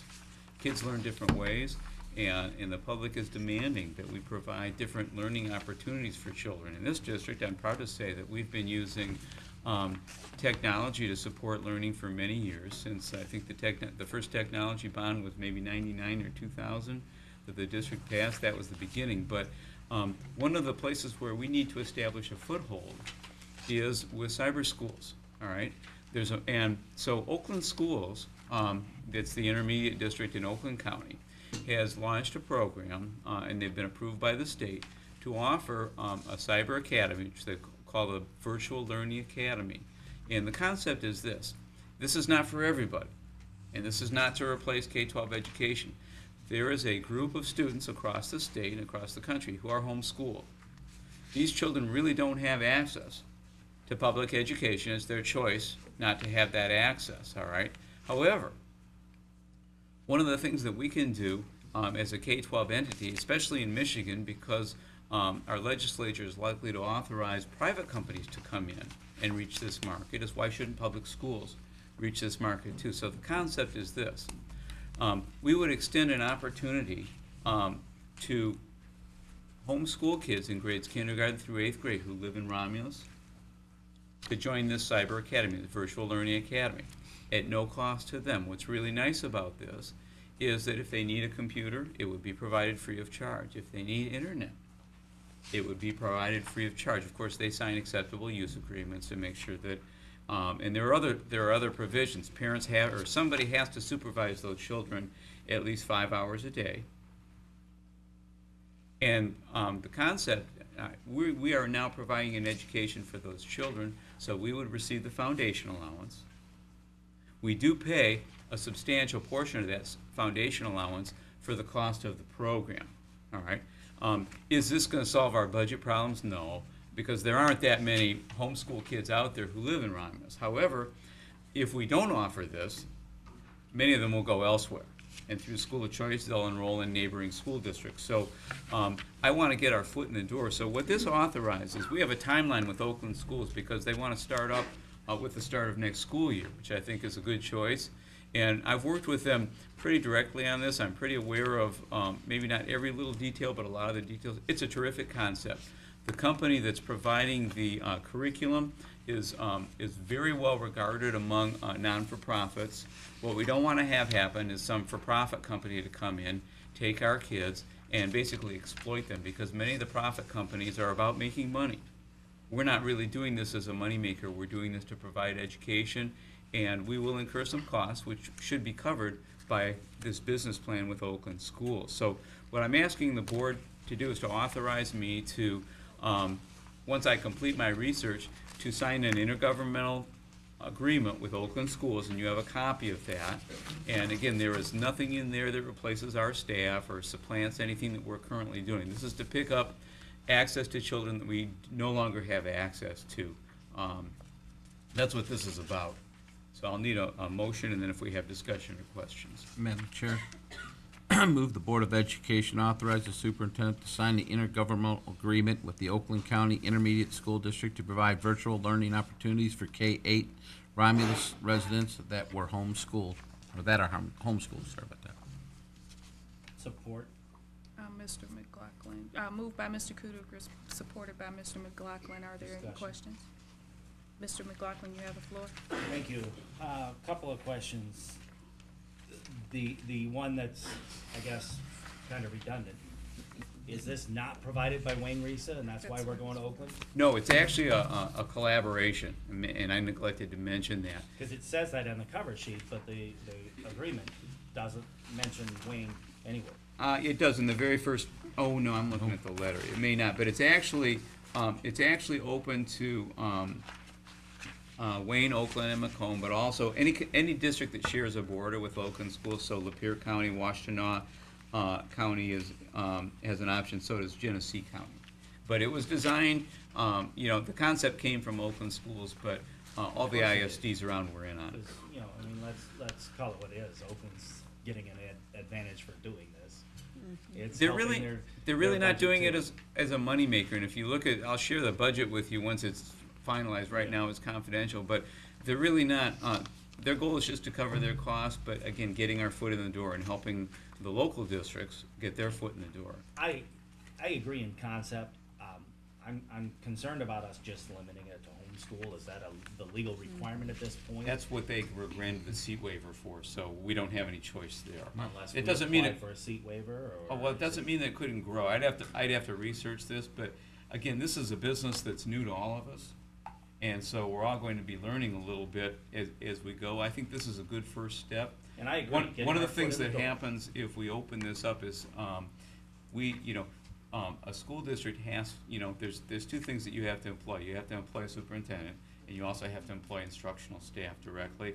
I'm not sure how this interfaces with that. If you go, mass market and open market this to kids who are not homeschooled, I really don't know all the ramifications of that, and I'd want to consult with our attorneys on that before we. I'm just a little concerned about, and does that mean it's only going to be available for a K-8 curriculum? There's going to be no high school curriculum offered? Not at this point. At this point, it's just a K-8 curriculum. That's just getting in the door. Exactly, and I don't know all the whys and wheretofores as to why they did that, but again, there's a lot of sensitivity in terms of we don't want something that's going to take kids out of the classroom and into homeschool. We want something that's going to service the homeschool kids, and a lot of them are getting online education already. We just think they'll be better off if they get it through us. And I think this is my last question. You had mentioned that they'd have to sign the internet usage agreement. My question, based on some comments I made at the last regular board meeting about the legislation that's currently in committee with the state, who's paying for these? I understand it's going to come out of the FTE to pay for the computers and things. Is that going to come out of our responsibility? Meaning, if Johnny Citizen walks away with that computer, is there a deposit on it? Actually, all of that, and this is one of the nice things about this concept, all of that will be handled by Oakland schools. So they eat it. If the student walks with the computer, that's built into their cost structure. Okay. Because that's a big concern for me, and we're going to hear that come from me anytime we buy calculators, iPads, or anything. If there's no deposits, I feel the same way. I'm not supporting the purchase because we have to have some accountability. That's all I have, Madam Chairman. Thank you. I thought I heard someone else that had questions. Okay, I did have.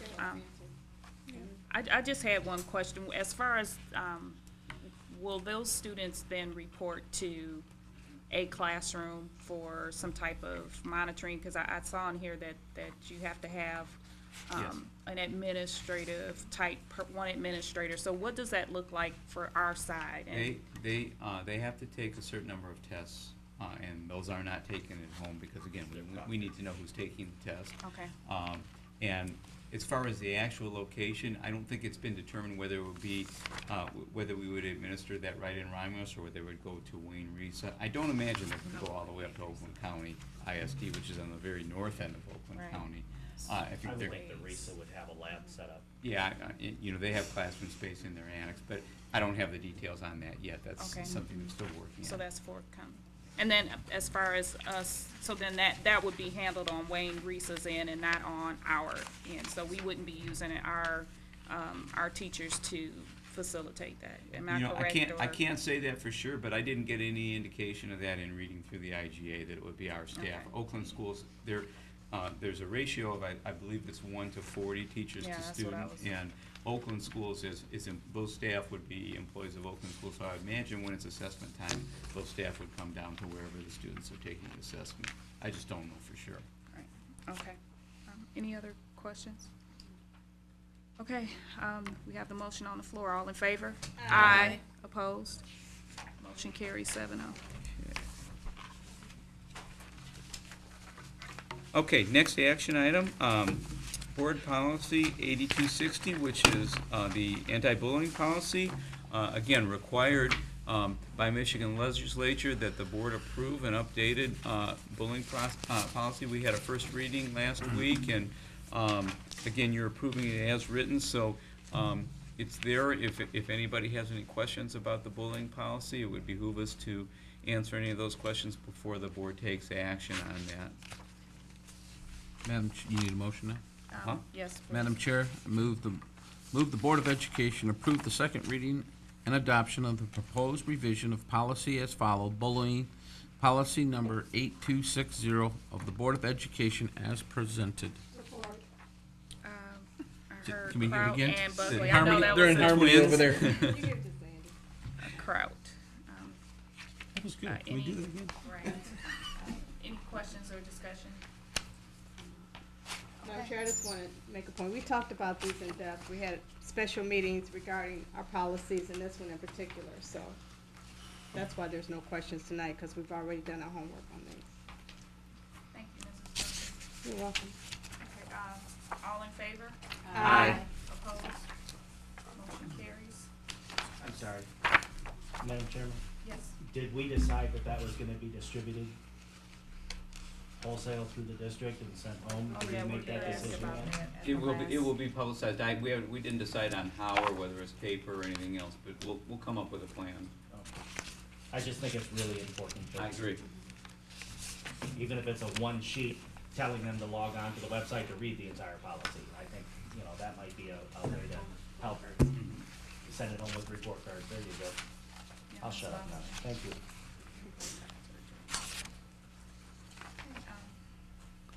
Okay, item K, Board Committee, Reinstatement Committee heard 2 appeals for reinstatement. Please refer to student number 2002-1951 for item K. Didn't we have one that was supposed to be at 5 and got changed, postponed? Yes, but I'm not sure that we've set a date. Yeah, that was an appeal. That's not one of these. No, that is not one of these. These are students who were expelled who are requesting readmission. Okay, so we'll need a motion for approval of a motion for K, student 1951. Madam Chair, I move that the Board of Education accept the recommendation of the School Reinstatement Committee to approve reinstatement of student number 200211951 to Romulus Community Schools.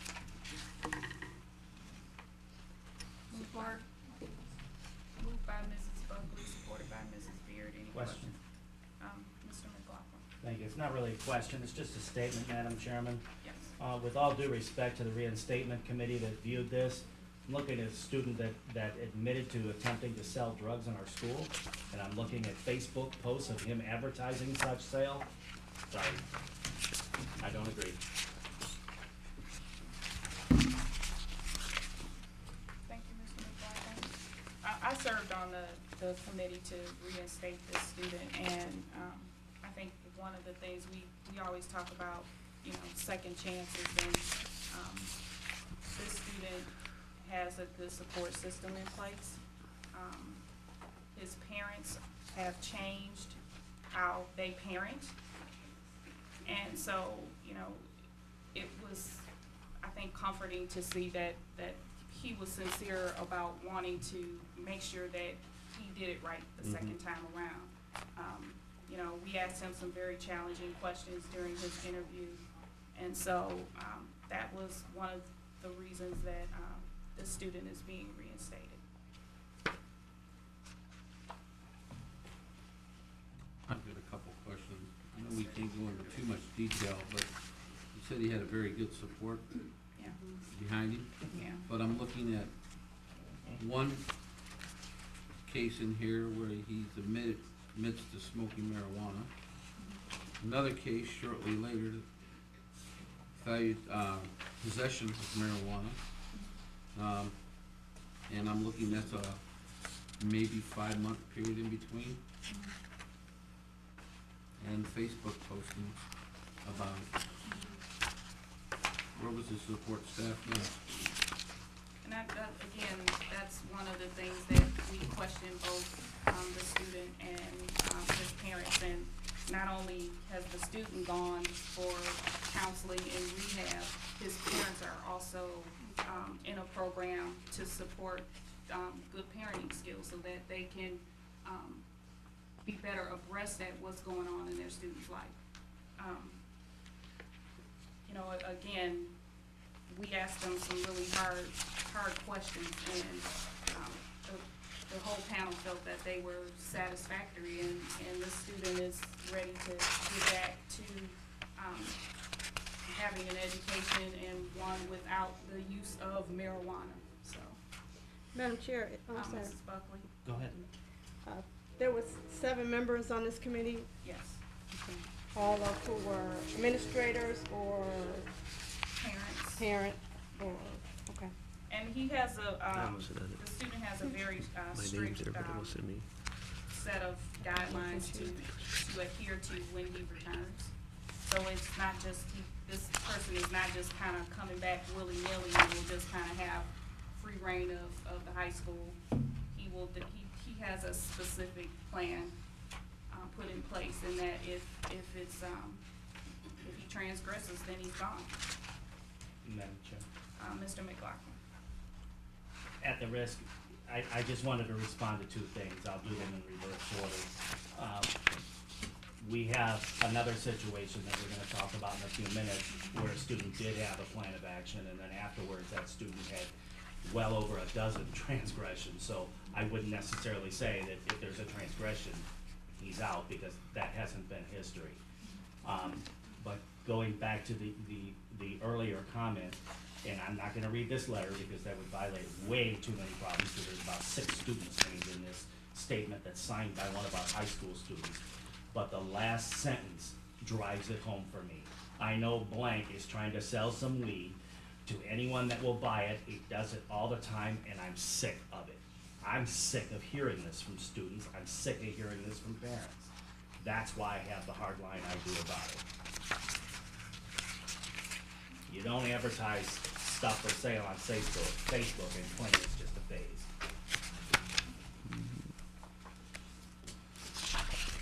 Any other questions? Madam Chair, this Facebook page, is this prior to him being called in school or after?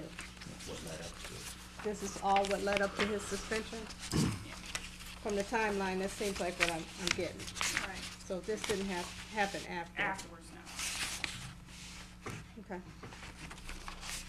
I just wanted to be sure. I looked at the timeline. I just wanted to make sure I was looking at it correctly. Any other questions? Okay, ready for a vote? All in favor? Aye. Opposed? Aye. Roll That call, is- please. Can we do a roll call, because that was a whole lot of different voices. Mr. Thied? No.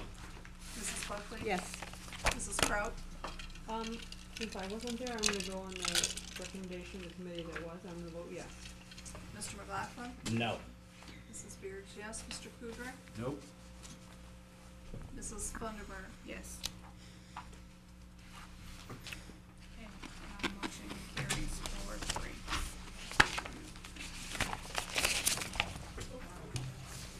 Okay, next item L. Another reinstatement, this time it's student 2002-1975. This time the recommendation of the committee is not to reinstate. Madam Chair, Mr. McLaughlin? Thank you. I move the Board of Education accept the recommendation of the School Reinstatement Committee to deny reinstatement of student number 2002-1975 to Romulus Community School. Support.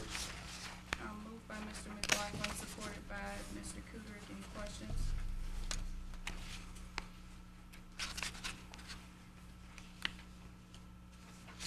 Okay, there are none. All in favor? Aye. Aye. Opposed? Motion carries 7-0. Okay, that concludes our list of action items for this evening. Item M, items of interest from the superintendent. You have weekly updates from Barth, newsletter from WIC, March newsletter from Chartwells. Also a special FCCLA recognition of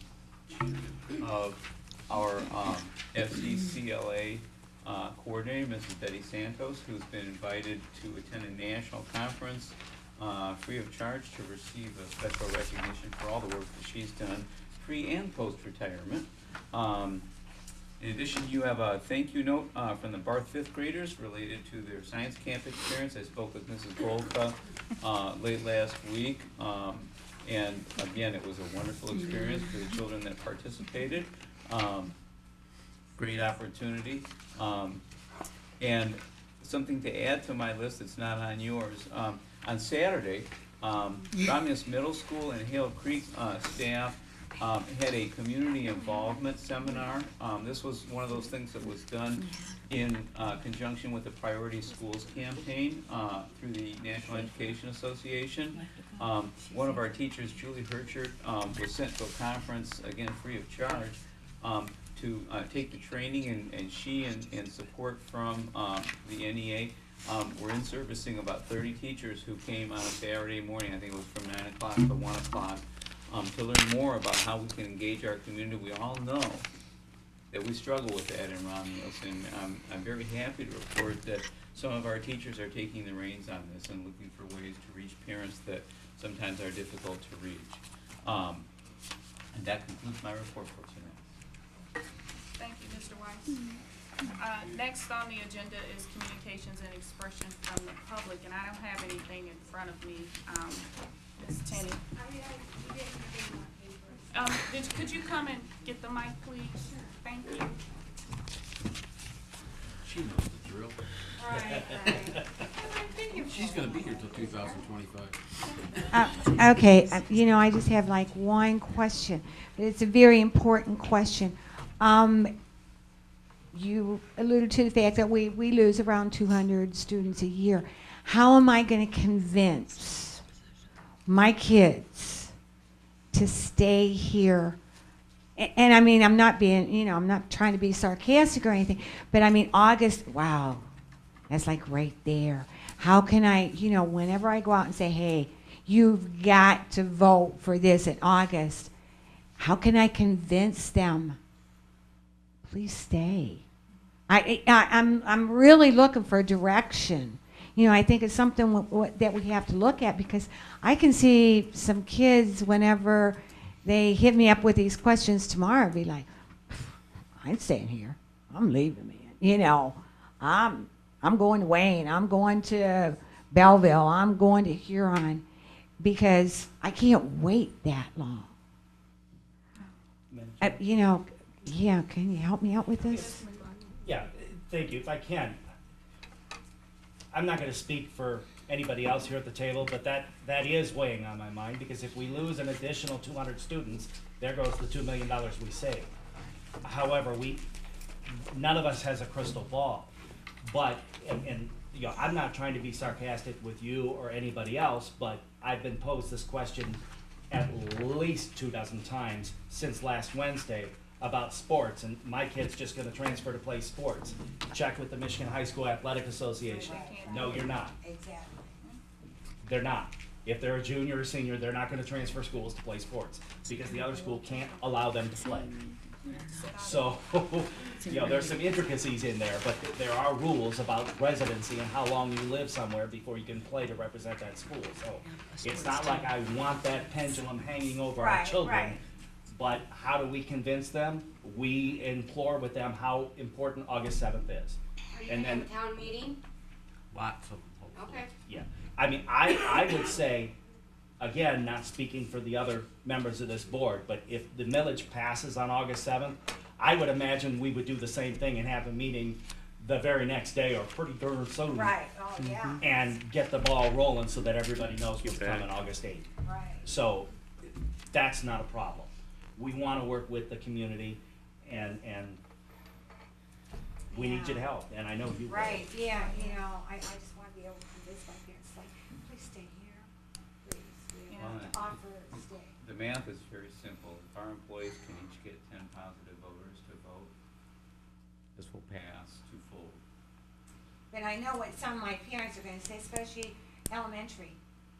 Well, you know what, I can't, or why should I wait that long? What am I gonna do if I don't have you know, that, you know, we've got some like questions that we've got, you know. And that's why I wanted to can't act wait that tonight late to instead of find waiting another month to latchkey act. or whatever, you know, I can't wait that late to. Well, and Right. what, you know, what may very well happen is, many of those families will decide to leave the district, and if the millage passes and transportation and athletics are reinstated, there's nothing that prevents them from coming back and starting Okay, school. okay, that was one thing, yeah. There's no I'll law that use says if that. you As long as they register live for here, your they can school of come choice, Right, that- okay, I'll use that, Yeah. you know, as kind of I- no, you know, just Yeah, an just your option, school, you know, whatever. Okay, good. And one point is, as of May 14th, people who left this room tonight know there's a millage in August. So right there, there's the start of getting the word out, Yeah. Our challenge is going to be. getting your groups together to Closed help. for summer, and most of our staff is not working, so getting staff to mobilize on this is gonna be a challenge for us. But we're really counting on the best, you know, the best way to notify people is through people to people. They need to hear it from our staff, especially our staff who lives here, our board members who live here. So we need a plan that includes more people to people, and I think we can get this going. I think you'll find, your high school and your middle school kids will really help you out a lot, and you know, the young lady spoke tonight, I challenged her, I said, hey, you got up there, you said that, now, lead, you know, get 10 of your friends. And do this, and I think there'll be other students. There are, No, actually, I'm there was with talk questions every amongst our day music security. on what can I do, what can I do, what can I do? I would hope we'd have our Well, football team, our baseball team, our volleyball team, our softball teams with us, walking in their uniforms with Yeah, us. I think Track, that any all sport. seniors that can Golf. Make them go out and vote. oh yeah, you know, but good, okay, you give me something to work with when I go back out there, thank you very much. Thank you, Ms. Thank you, King. Shane. Okay, Mrs. Garrison. We got a little talk. Should we sit there all quiet? Hi, I'm Tammy Garrison from 29060 River Oak Drive in Romulus. And my question is, will we know anything by the time school ends, like as far as marching band, the summer basketball, football, so that we can tell the kids something, you know, before they start trying to make other options? It's, you know, and take, you know, we just, Yes. we'll have some information for them by the time school's out. Okay, thank you. That's all I want to know. Thank you. Anyone else? Can I just do it from here? Sure. Go ahead. But you gotta use the You mic. gotta use a though. mic. I gotta use the mic, really? Oh, yeah, I don't Well, think so. actually, we can hear, because our Yeah. people at home can't hear. Doesn't need it. No, I know she does, but they My name do. is Chris, is it on? Top button. Mm-hmm. Mr. Hollywood, you wanna help her? Christina Loeffler. And my question probably is to you, Mr. Weiss, is I've heard a lot of people, and I've talked with a lot of people in the community, that you're not involved in our community. They want you more involved in our community. They want to see you, they want to ask you questions, they want to know from you why they should vote yes on the millage. And I personally have, and I've beaten on dead horses trying to get this millage passed for the last year and a half. Me too. And the first thing I hear is, well, Carl don't do this and he's not doing that. They want to see you. They want to ask you questions. And I tell them, well, come and see you. But can you get involved in our Well, community? Can you I am come out.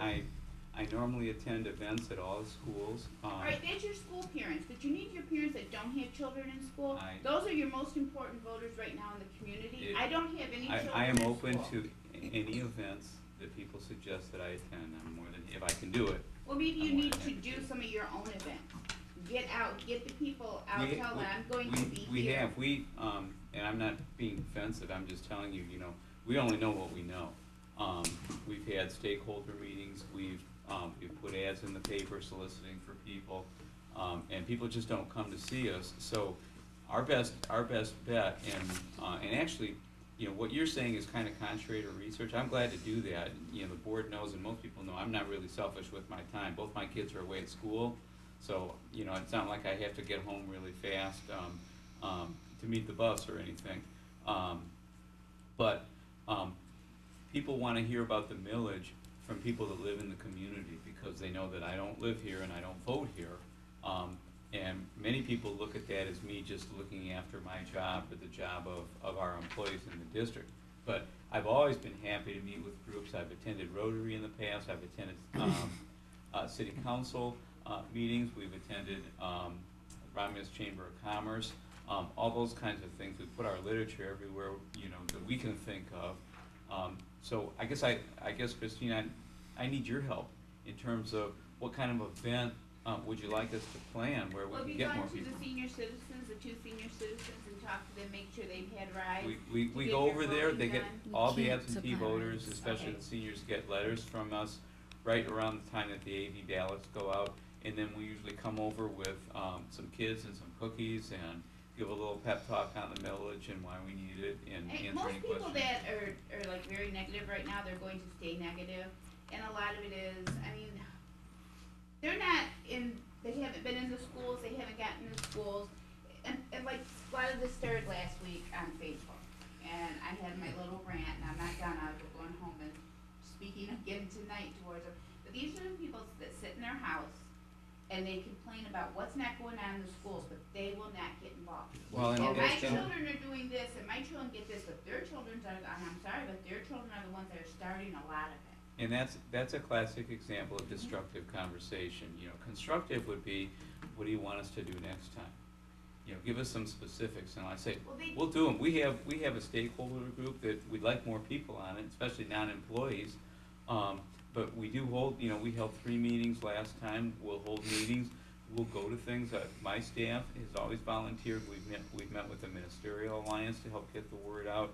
Other civic groups that I already mentioned, but this waiting till after the millage fails and sticking a knife in somebody's back saying they didn't do this or they didn't do that, we're doing everything we know how to do. We didn't handle this millage much differently than we handled the millage that passed last year. And I think somebody else has said this too, might have been another parent, there needs to be more literature out there. I told people, call your board office, you can't, somebody's not gonna take your phone call, go to somebody else, somebody's not gonna take that phone call, you don't think somebody's doing their job, step up and run for an office and you take care of it. See, we put literature in every school. I didn't get anything. I don't have kids in school, and I needed something in the mail or whatever. We don't get phone I didn't calls, get we don't Did you see any of the articles in the little paper? I don't get the little paper. Anybody gets a little paper. Yeah. Everybody gets a little paper. It's in every building. Some of our issues, we don't have the funds. We can't spend school funds Yeah, on right. that kind of And stuff. we have to We get don't have any donations. money. But you have parents that are involved, you We don't have have ask money. parents that wanna get involved. Right. Form a committee, ask for volunteers. We You'll did have that. us. We did that. Oh, see, nobody ever That's asked. our Do I stakeholder turn, do I turn things down? Well, Christy, I'm asking you right now, how about get on this committee for this? You tell me when to be there. Okay. Lynn, Sarah, there. All right. Thank you, Lynn. That's a 2-for-1 deal there. Tammy Garrison's on it. If you're in this room, I expect to see you there. Seriously. I really, because if you don't, I have a grandson. He's gonna be here a year and a half right now. I want him to go to school. I want him to have a future. This is why the people campaign is so important, because no matter how much literature we put out, there's always people that don't see it, don't get it, that aren't aware of it. Because you're right, I heard that comment over and over again. I worked the polls election day, and people said I didn't even know. And many of our callers that called on election day said that the person at the other end didn't know either. So Now, see, at my precinct, there was nobody working the polls. Nobody called me and asked me to work the polls. Nobody called Lynn and asked her to work the polls. if everybody adopts 10 registered voters, and reminds them, pesters them, harasses them, whatever by any means necessary gets them to the polls. Well, I did Yeah. five without even trying this time. 10 is not, it's not hard. No, I know it's not, but I mean, this is. I don't did live here five and I for can sure. still pester 10 people. Well, I can pester 10 people too. They see me coming, most of them run. Madam Chair, Mr. McGraw. if I can, because, you know, you and Lynn weren't able to be here last Wednesday because you were otherwise committed, and need to be, no, kidding. That was a great deal of conversation at the last meeting about citizen involvement and about raising funds for the Friends of Romulus Committee, and you both were there Saturday. I haven't had a chance to tell Danielle and Carl yet, but Saturday, this isn't talking about my check, but Saturday we did a raffle and raised $130 for the Village Committee. So, you know, for the people that were there, and that's what we're starting to do. And those people will tell 2 people, and so on and so on. And it's going to be a grassroots effort, asking people to help with this event, or this process, to get the signs out there, to get the literature done, to get the mailings done. Because unfortunately, that takes money. Yeah. And the district can't that's what use we your do. tax dollars for it. So I know you ladies will be involved, especially if we do a spaghetti dinner or something of that nature. But, you know, those things are in the works. I mean, we have a printing company here, Johnson's Lithograph. Call them. They printed for us one year. They'll do it for other people. I'll talk to them if need be. But I mean, use your resources in the community. Use your people that you have. And sometimes, like I said, when people don't come to us, we're not sure exactly what's going on, and we try to stay involved. And no, we don't have children in school, but we don't want to watch the schools go. Because if your schools go, where are your grandchildren going to school? Where's my grandchild going to school? And not to include that your property value plummets even more because you don't have. Well, exactly, and everybody's saying about they don't want to pay higher taxes for the school. You haven't. Look at your taxes. My taxes have gone down. Them are the people like yourself that understand that, they explain it. I try and try, and a lot of people that I talk to, some of them, I guess the people that I'm with don't need explaining, they do understand, but they have had questions, and there's, you know, there's other things, and I know, like you're talking about sports, and, you know, my heart is in music, and so, I mean, if something's going on with the band, because it's it's a fine art, they need a fine art to graduate, but if it's something that you think you can need to get away with, please, you know, instead of dismissing it, talk to your band booster president, 'cause I think the band boosters would step up and help instead of eliminating that credit for those children that are passionate about music. Right now, I'll tell you what we need the most, because my biggest fear is that I say this is all gonna go on in the summer when a lot of people aren't working.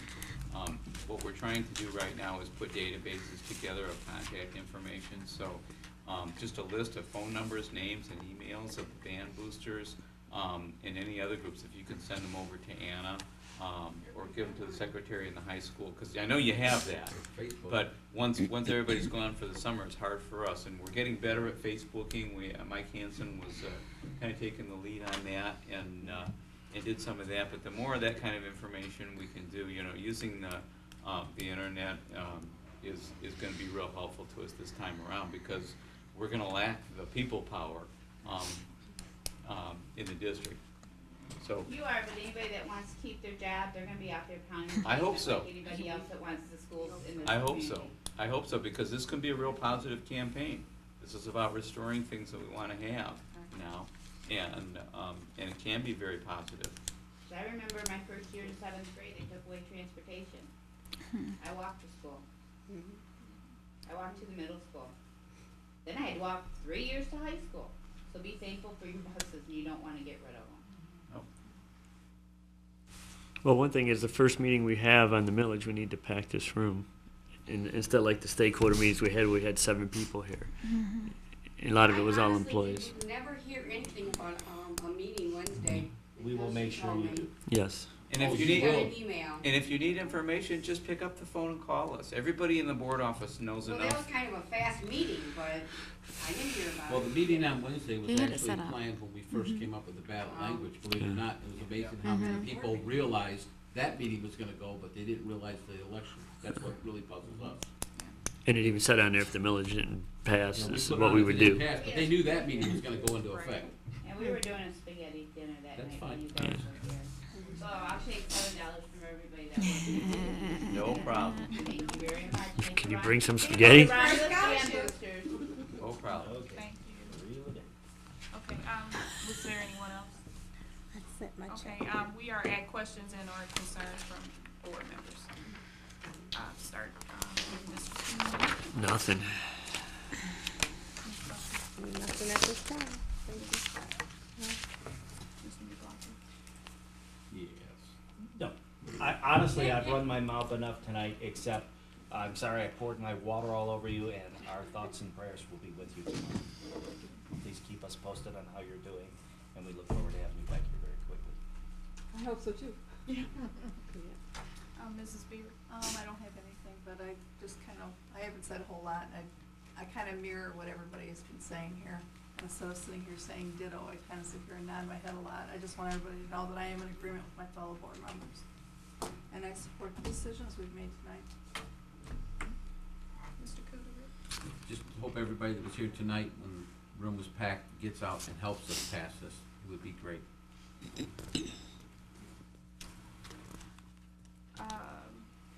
All right, so May 17th, we've got quite a bit going on. We have a seniors awards dinner at the high school.